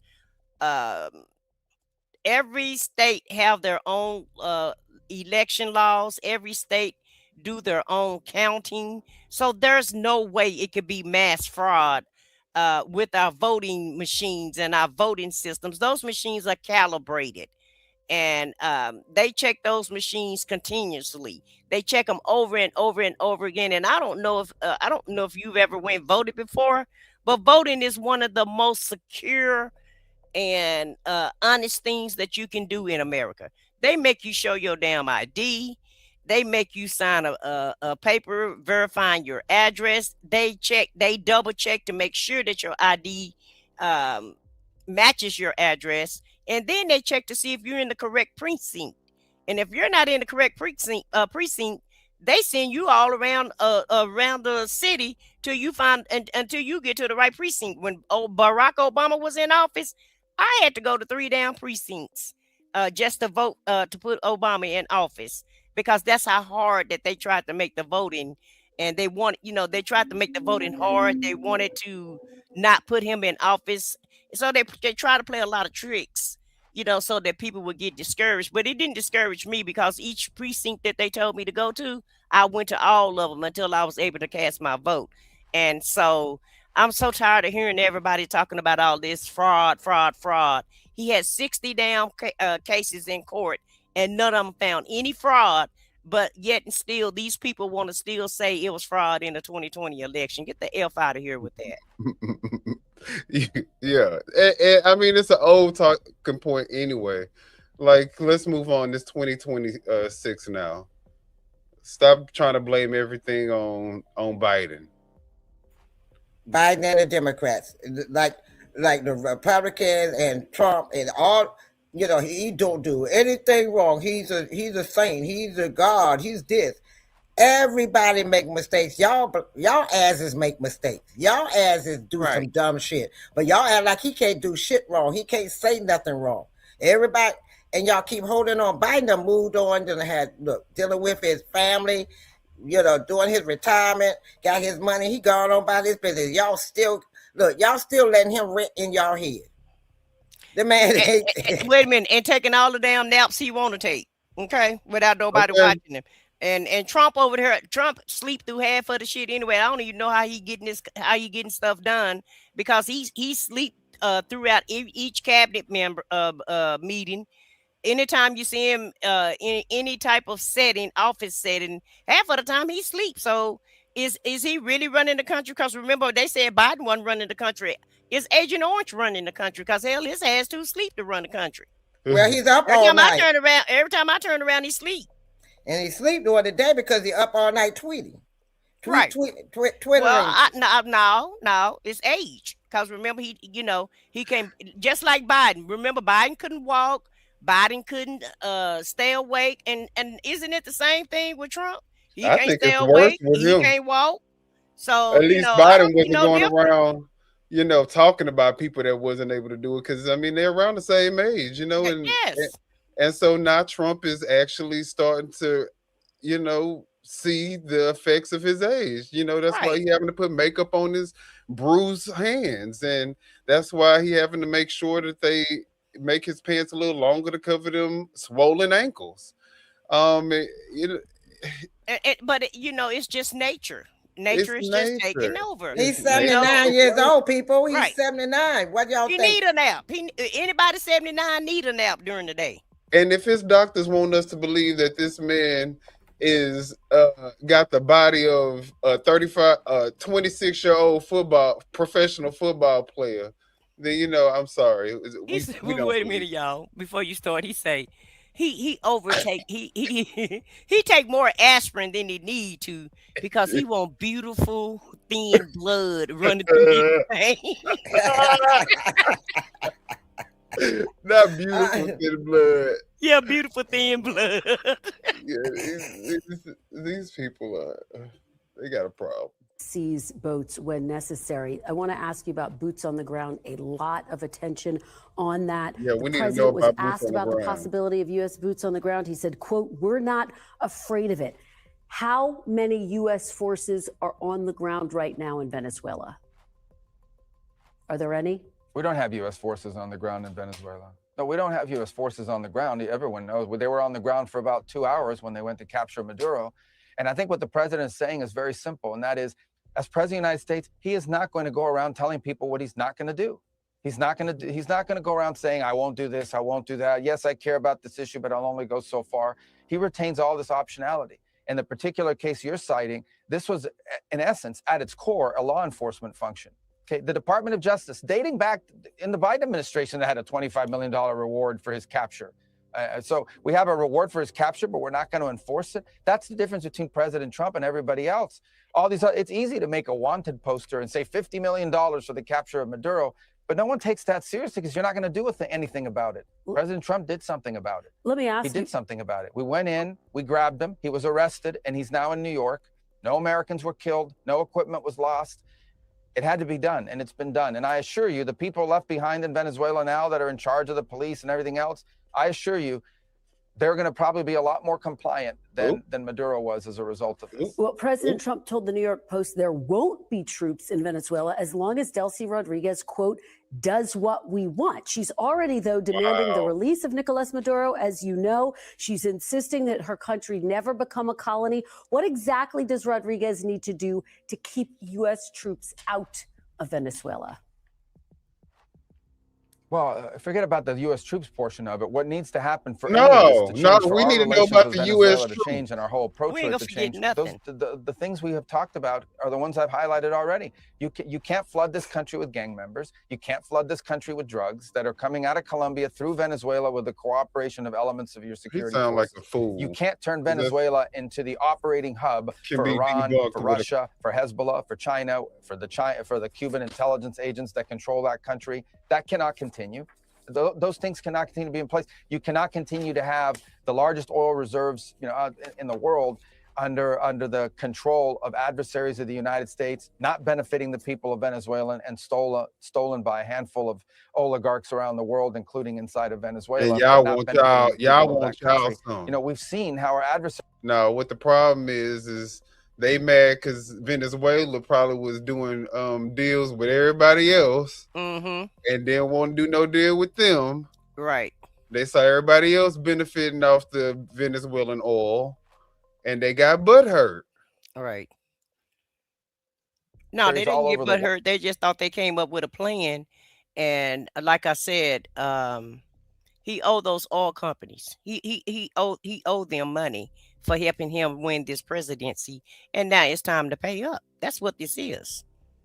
It's time to pay up. So instead of him paying money, because he don't want to give none of his money away, he want to keep all the coins that he get, right, legally or illegally, however he get them. But one thing he don't want to do is pay them back out. So what better way to pay them off is to let them go over there and set up shop and suck up all the Venezuelan oil. And who are we to tell Venezuela how to treat, how to run their country once again? Exactly. Regardless of not our call. How we feel about what they do with their administration. Right. All right. World are exploiting and extracting resources from Africa, from every other country. They're not going to do it in the Western Hemisphere. Yeah. They are not. That is not going to happen under President Trump. Read our national security strategy. He is serious about it, and he's going to do something about it, and we're doing something about it. Let me ask you about oil. The president says the U.S. is taking over the oil. The question is, I guess, if the purpose of the operation was to capture Maduro and bring him to justice, why does the United States need to take over the Venezuelan oil industry? Right, exactly. You Well, got we don't the need you to. got the First, let me president. go back up. We don't need Venezuela's oil. We have plenty of oil in the So United why States. you What we're why not you going to taking allow over it then? is for the oil industry in Venezuela to be controlled by adversaries of the United States. You have to understand, why does China need their oil? Why does Russia need their oil? Why does Iran need their oil? What do They're you not even in mean? this continent. This is the Western Hemisphere. This is where we live, and we're not going to allow the West. So they can't do what they want to do with their own oil? Well, we was getting the oil at one time for years. You know, But what I'm saying, that's their resource though. That came from their land. They can do what the hell they want. They can do whatever the fuck they want to do with their own oil. How we determine who the hell Venezuela can give their oil to? just like, you know, this is what gets me is we got farmers over here. We that's like Russia telling us who we can give our farming supplies to. Hello, did I miss something here? When did we start telling other countries what they could do with their own resources? That's the reason why they have their own country with their own name, with their own president. Okay, I digress. Western Hemisphere to be a base of operation for adversaries, competitors, and rivals of the United States. Have Simple as specific that. oil companies? We also want to see that oil and the proceeds from it. Hold on. We that's want what to it- see the oil proceeds of that country benefit Yeah. the people of Venezuela. Why have No, you 8 wanna see million it people benefit left y'all Venezuela? pockets. 8 million, the single largest mass migration probably in modern history. But why does it matter? Who cares how many people? None of these talking points warrant us taking their oil, and it definitely don't warrant us taking their president. Because if y'all are really worried about drugs like that, then y'all wouldn't have just pardoned Juan Hernandez. So now you're going over there, you're attack Syria, you're gonna attack Nigeria, you're gonna attack Yemen, you're gonna attack Venezuela. Everybody is, you call yourself every country that he's done attack is all criminals. All these 8 countries got criminals. Hello, the United States got a whole ton of criminals in it. So how you going to sit back and tell them what to do with their country, with their president? We supposed to have their back. We don't supposed to go there and take over. That's like Russia or China come over here taking over our country. We don't want them coming over here taking over our country, telling us what to do. So how you going to go to somebody else's country and do the same? So this is where I have an issue with. Don't come over there telling them what to do, but you don't want that shit coming over here. You don't want Russia and China, who's the other 2 powerful countries, come over here and tell Trump, you don't need to do this, and Trump, you don't need to do that, and they kidnap you and your little Bobby doll ass wife over there with you and say, okay, you're going to do what I tell you to do, and you're going to give us what we want, or we're going to attack again. Come on, man. Wake up and smell the coffee. This is not high school. You want to be a bully, but you better stop, because there's a bigger bully out there than you are, and you're going to find out one of these days there's a bigger bully out there than you are. Everybody know this in the world, in their lives. If you're a bully, there's one bully bigger than you. And when you get that ass tagged, then you sit back and go, okay, I guess I underestimated that bully. And this is what's going to happen with this damn fool. He's going to get tagged, and he going to sit back and go, oh, fuck, I think I did that wrong. They already getting tagged. They already getting tagged. Look, this comment talking about you are all delusional. Trump works 12 to 14 hours a day. Biden was done by 4 p.m. No, I think what you meant to say is Trump spends 12 to 14 hours of his workday at the golf course, because that's what he does. And on the damn phone like a 15-year-old tweeting. Right, tweeting. Yeah. Tweeting. Yeah. That part. Socialing. Tweeter in chief. Let's keep we almost done with this dumbass interview where he just incriminating. He really talking too much. Way too much. Giving away the whole game, baby. Right. That country was stolen to the benefit of Maduro and his cronies in the regime, but not to the benefit of people of Venezuela. You know how destabilizing 8 million migrants is? The number one fear you know how has, much that is not our business. All these countries in the region have about what's happening in Venezuela and our involvement is they're afraid of another mass migration event. That's what they fear. This is deeply destabilizing stuff. It's not going to continue to happen. They are not going to come from outside of our hemisphere, destabilize our region in our own backyard, and us have to pay the price for it. Not under President Trump. Let's talk big picture here. U.S. regime change, historically speaking, has not gone very well for the United States. In Iraq, in Libya, to name a few examples. Can you assure Americans, the people of the United States, that this time will be different? Well, here's what's happened. We've got this phobia built up and this sort of thing that's it's like, number one, most of the experts that people have on television, I watch these experts and it's clown hour. Okay, these are people that have focused their entire career on the Middle East or some other part of the world because that's where all the action was. Very few of them know anything about Venezuela or the Western Hemisphere. Venezuela looks nothing like Libya. It looks nothing like Iraq. It looks nothing like Afghanistan. It looks nothing like the Middle East other than the Iranian agents that are running through there plotting against America. Okay, these are Western countries with long traditions among their at a people-to-people and cultural level and ties to the United States. So there's nothing like that. So I think people need to stop ascribing the apples and oranges here, the apples of the Middle East to the oranges of the Western Hemisphere. But do you? Number two, this is about the national interest of the United States. And what I'm confident of is we are in a safer and better place because we're taking it seriously. The alternative would have been to leave Maduro. How are we in a safer and better place when there's a possibility that you may have to send American troops to Venezuela because you guys decided on a whim and didn't tell nobody that y'all wanted to go and kidnap the damn president of Venezuela? How is that making America safer again? There is an indicted drug trafficker, illegitimate president running the country, open invitation for all of our adversaries to do whatever they want against the United States from Venezuela. That was not going to continue. What the alternative would have been to allow a drug trafficker to continue to use national territory and elements of nation state power to further drug trafficking organizations. Read the indictment. This guy used the levers of their security apparatus not to arrest drug traffickers, but to cooperate and facilitate the trafficking of drugs for the purpose of getting them into the United States. And that's going to stop. And yet, Mr. Secretary, a month ago, President Trump pardoned the former president of Honduras, who was just starting a 45-year sentence for trafficking more than 500 tons of cocaine. Does that not undercut the administration's stated goal, as you just said, to go after these narco-terrorists?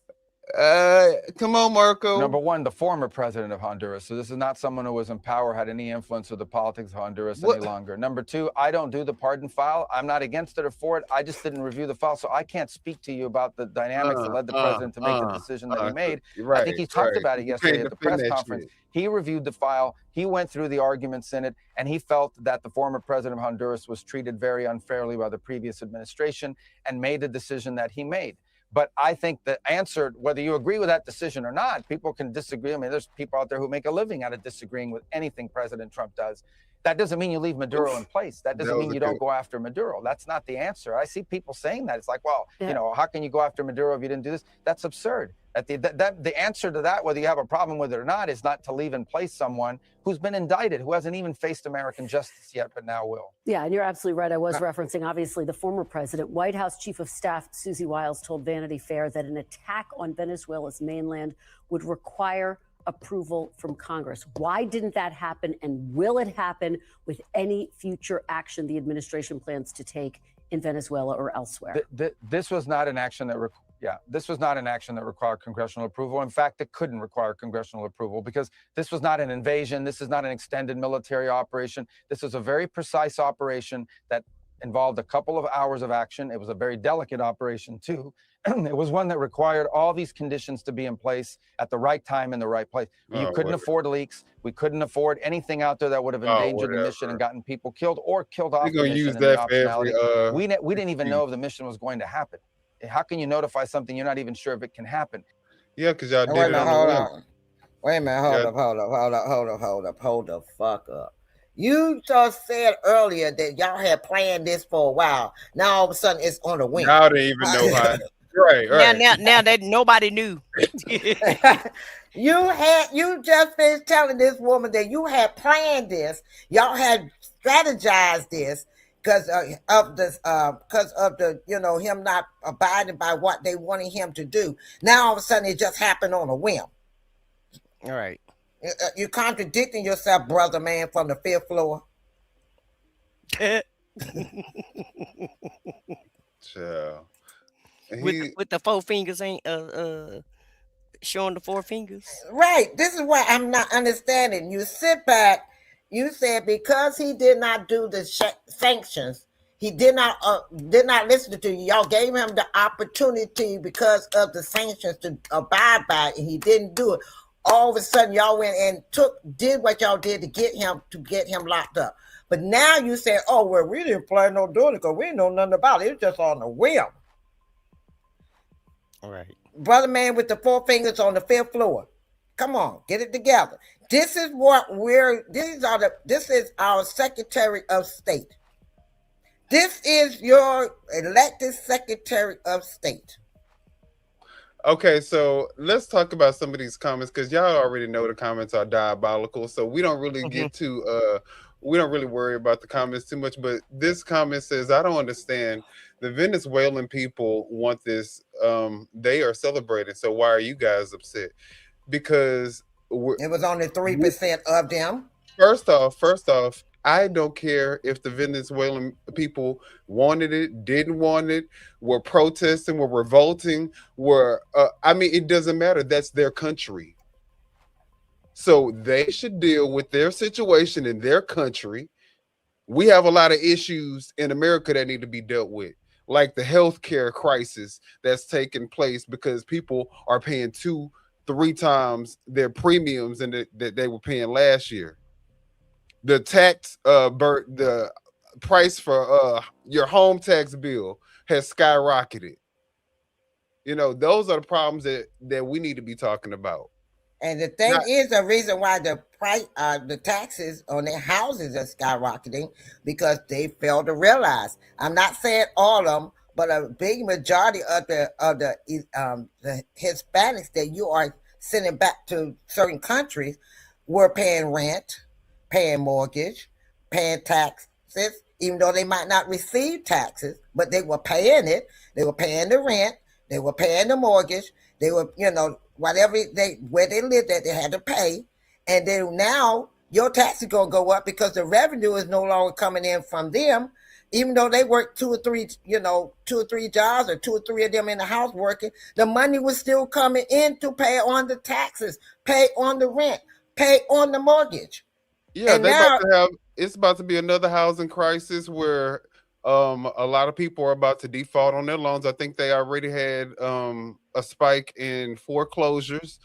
But not only that, the fact of the matter is that with all of this stuff that's happening and taking place right now in this moment, what we are noticing is that the only way at this point to get ahead is in corruption, scheming, lying, and not doing like what you were told when you were brought up. Do the right thing, be a law-abiding citizen, be a contributing taxpayer, and you dot your I's, cross your T's, save, and you'll be able to have a good life. No, that's not possible in the current world that we live in. And I think a lot of people are waking up to that to the point where people are like, fuck paying taxes. What is paying taxes getting me? It's getting people in Guatemala or wherever the hell he sent that $40 billion. They getting my money. The fuck I need to. Why am I paying taxes to them? I can just keep the shit for myself. So a lot of people, and then like the Somalians, this $8 billion fraud in for the daycares and all this other shit. So it looked like the only way that you could get money in the United States is by scheming, being corrupt, and not following the rules. And that is the problem that I think a lot of people are trying to, reconcile with what's going on right now. Like, how do we move forward so that we can get a piece of the pie that it looked like all the people at the top is getting? Get a new president. That's how we move forward. But let me address Paul. Paul said that Trump's not perfect, but at least he's not a Democrat. Not this week, he's not. Because prior to him running for office, he was a Democrat. He gave to the Democratic Party. He gave Hillary Clinton money. He gave Bill Clinton money, and he also gave other Democratic senators money. And so, um, he has made the statement that he's going to run Republican because that's the easiest way to get in office. Because he knew all the Democrats knew about all his shenanigans that he was trying to pull in New York. Everybody knew that he had filed for bankruptcy, that he was just really a game show host on The Apprentice, and so people knew that he wasn't who he said he was. So he also knew that Republicans probably didn't watch The Apprentice show. They probably didn't pay attention to what was going on in New York, and so he used you guys to get into office. Okay, so he was a Democrat once upon a time, Paul. He was gonna be whatever got him in office. Yeah. Go ahead, Yeah. Minion. No, I was just saying, kind of piggybacking off of what you were saying. He was gonna be whatever put him in office. So Right. he don't give a damn about what party he is. The only party he care about is Trump party. So if the Republicans are gonna be the ones that supporting him, then that's what he gonna Right. be. Well, when he won the election the first time, he said, "Well, I guess I got to run it like I do my TV show, Apprentice," because he had no clue of what he was going to be doing. He said it out of his own mouth. So he's showing you this is the Apprentice. If you don't agree with me, you're fired. Highest bidder Y'all you don't- get. Right. In Venezuela, may be happy, but be careful for the devil that you ask for. Hey. We just saw what Venezuela was saying on the inside. And if American troops have to be boots on the ground in Venezuela, then it better be them January 6th rioters. They better be the first ones. And right behind them, it better be the MAGAs. Because I didn't vote for this shit. Wait a minute y'all now. better be the ones out there. Now look. He said Hispanics was like, we're gonna get rid of all the illegals. Well, he getting rid of the legal ones too, and he's taking them up off the street, left and right, legal, illegal, ones with visas, and ones that don't have visas. He just grabbing everybody that look Hispanic. Now he's going after the Haitian. Now he's going after Somalia. Y'all Cubans, y'all better look out. Y'all next. Some of the Cubans are being taken away from here. You all in Venezuela, y'all about on that line now. You can ready to send y'all back over there. Well, we done took the president. Y'all should have a better life now. Get back over there. By the time he get through, ain't no Hispanics going or any country that don't agree with him going to be in the United States. You know what's so funny though? He said the first day when he got in office that he was going to deport all the illegals. He did say that. He said that he was going to end all the wars. He said he was going to lower prices, lower grocery prices. And then when he got in office, he said there was going to be a little pain before we got to see the beauty. And I think that MAGA. Don't forget, he said he's not going to start any wars. He said it. I'm not going to start any wars. He started them all. We paying high grocery prices still. Now the eggs did go down. We'll give him the eggs, but groceries altogether are still very, very high. And then what else he said? I mean, y'all just. He said he was going to stop the one with Russia and Ukraine. We're going to be done within 90 days. Okay, this is another year. They still fighting. What happened to the 90 days? What happened to the 90 deals in 90 days? The 90 deals in 90 days, no. Yeah. Yeah, and he said he's gonna have them. He said he's gonna have them. He was the only one. Remember, y'all, he was the only one that could stop the Ukraine and Russia war. Right. But at the end of the day, he's he just think that he can just do what he want to do without any consequences. And so let's just see what Congress is going to do about this, because I'm pissed off with them also, because at the end of the day, They're just not allowed. They're not using their power like they should be using it, right? They have just as much power as the president does, as far as handling the purse, making decisions of what the country is going to do. And yeah, the president can do executive orders, but if he want anything passed, he have to go through Congress. If he want to spend money, he's supposed to go through Congress. If he want to start wars, he's supposed to go through Congress. So by him bypassing everything, breaking all of these laws and norms, I want to see what Congress is going to do about this next week. And the thing that gets me, I'm so tired of people, these MAGAs. They're not coming with facts. All they're doing is name calling. Liberals, right. Ignorant. Ignorant. They the bottom of the barrel for the white people. Right. This is the people that are, don't have no jobs, probably live in the country out, they probably live off of government assistance. Mm-hmm. So these are the people that's in the chat saying MAGA for life and shit. Right. And gonna stay broke for life. And they're lunatics. And then they're not coming with facts, because I'm looking at the chat. Y'all not coming with facts. You're coming with name calling. That means you're deflecting because you really don't know what the fuck we talking about. So the way to and they won't say none of that call you name. They ain't gonna never come out in person or show their face. They won't say it in person. They won't actually say it online with their face showing. So they you don't even pay them no mind. Shit, they won't even come up on the stage with their face not showing. We dropped the link last time. We dropped the link. Not one of them came up here. Not one of them come up here to talk to us, to state their claim, to make a point, to debate us, to debunk us. Nobody came on the stage to say nothing, but they want to be in this chat, with all of the stupid insults, because that's all they have. Yeah, that's but it. Trump did say he liked the low educated, so here we are. Yeah, he did say that. He said, I like to go in there.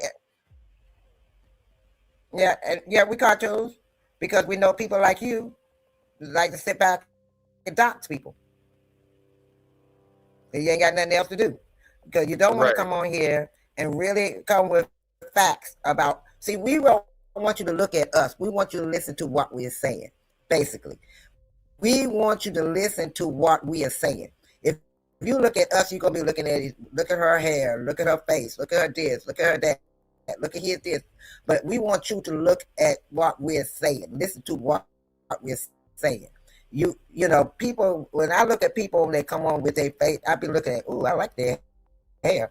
Ooh, she got some pretty teeth. Ooh, you get away from what they're actually saying to you. You're not listening to the subject at hand. And on here, you all have to listen to what we're saying. Foxy, we don't have to explain why Foxy, we don't have to explain to nobody why we decided to come on, however we decided to come on. If I decide to get on camera or not, guess what? This is my motherfucking channel. And if you don't like it, you got a million other channels you could choose to be on. I could care less about how you feel about me being an avatar. It is what it is. Every time you come on this show, you see the same thing. So you keep talking about it is stupid. But with that being said, forget they said that. Well, I like the one that came up earlier and said, "I'm sick and tired of the 70. How you say that? 70 IQ level people in this panel, but yet you on here with these 70 IQ panel. You on here, but you say you're tired of being on here with us. Then go bye." Yeah, it don't matter. I mean, like I said, them people are really the bottom feeders, bottom of the barrel. Like, they own people don't even care about them. They own people don't even factor them in when they talking about white people. Half a MAGA family done left them. Yeah, half of the people that's MAGA. Half of their family won't even let them come over for Thanksgiving dinner. So, of course, they're going to come on here and throw insults and slugs to us because, they have nobody else to talk to. Exactly. Right. They can't find nobody else on a YouTube channel that supports their stupid ass radical views. So they have to come on people who with sense channel. Right. But yeah. Anyways, we said we was gonna keep this show down to about 2 hours, and we're a little over that. So we need to go ahead and give our closing remarks, and we're gonna let y'all have the rest of y'all day because we also have lives too. Right. All right. So y'all, which one do y'all want to start? I'll start. I just want to say,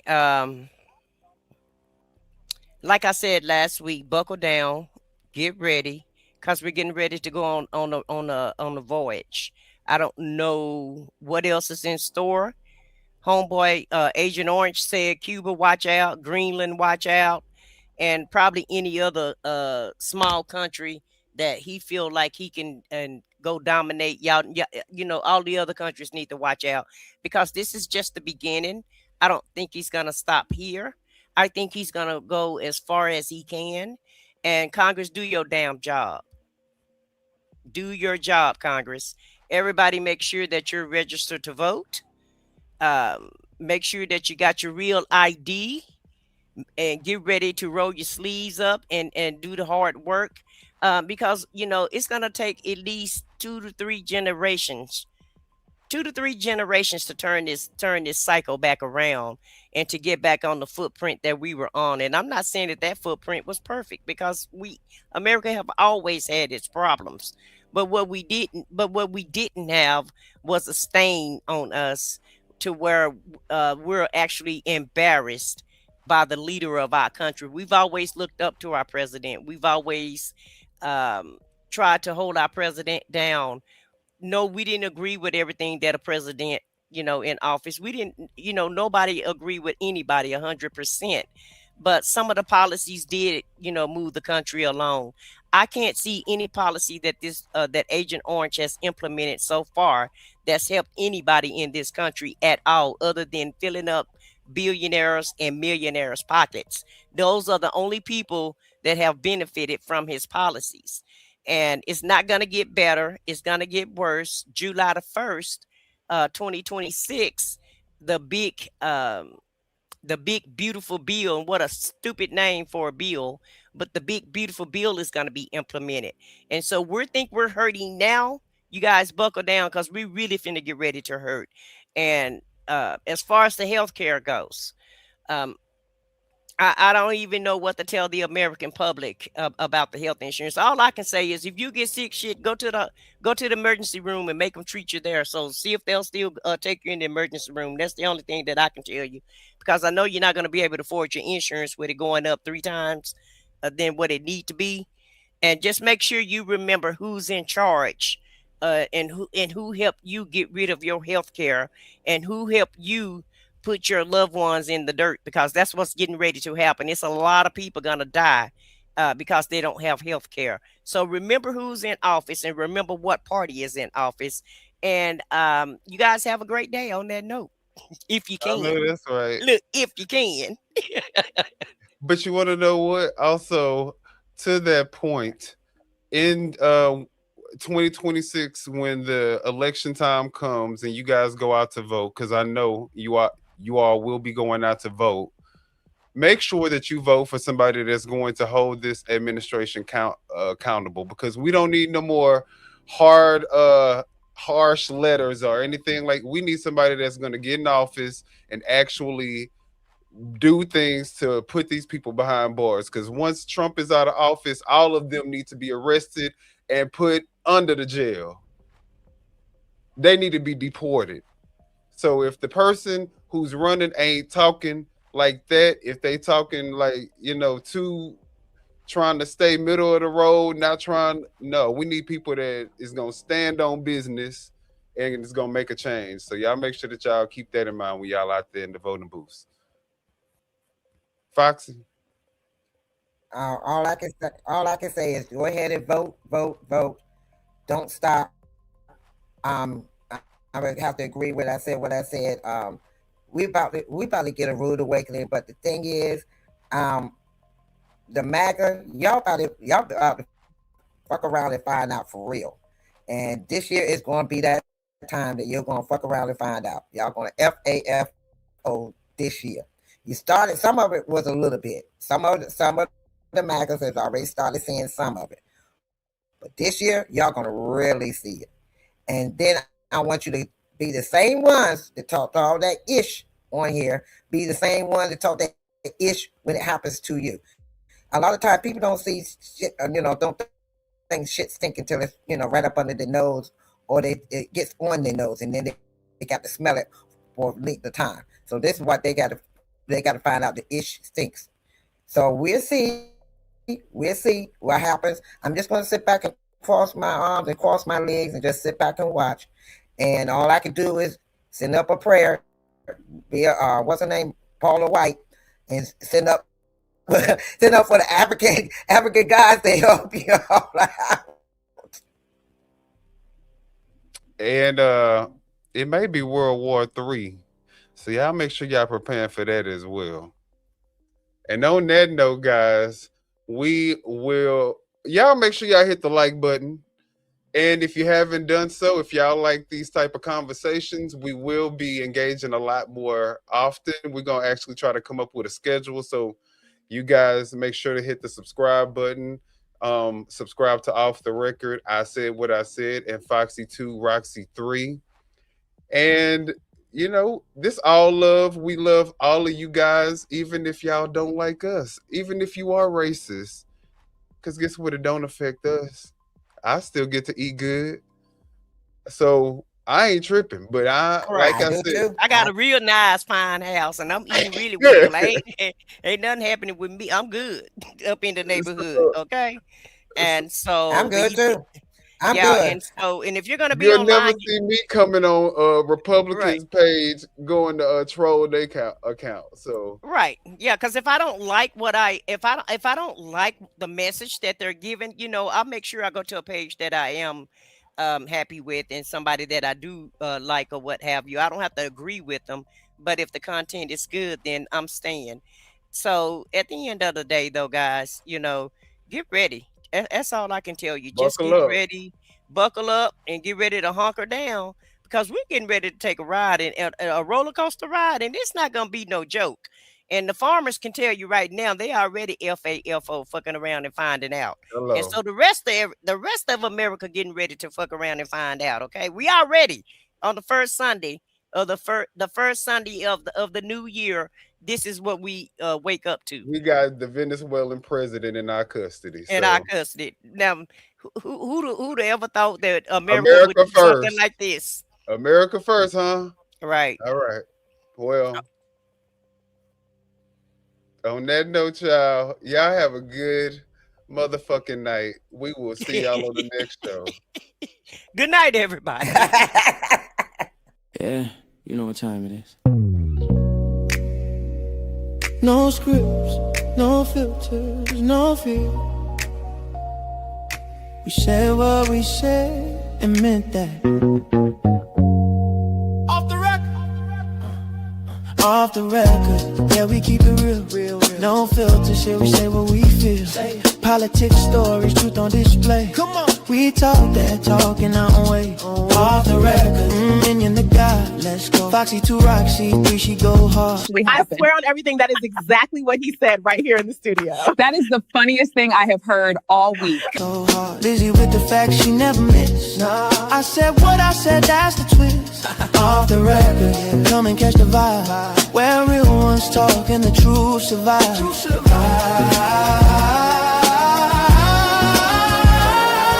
Late night truth, we don't just speak. Nah. We pull the roots from what they keep. From pain to progress, we light the flame. No spin, no script, we call it by name. Minion bring the vision, Foxy bring the flame. Lizzie drop a seat, it'll never be the same. I said what I said, say it loud, no shame. We taking truth global, remember the name. No apologies, no disguise, just soul and purpose in our eyes. We move with power, bold and free. Say it loud, you gon' feel this energy.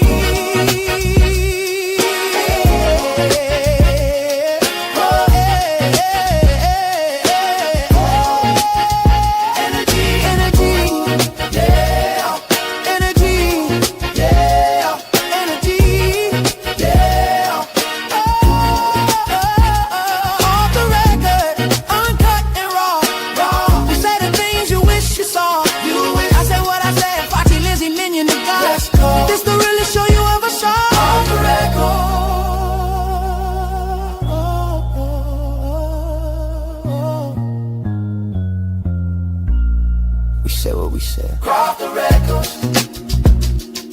Yeah. Yeah. Say what we said. The record.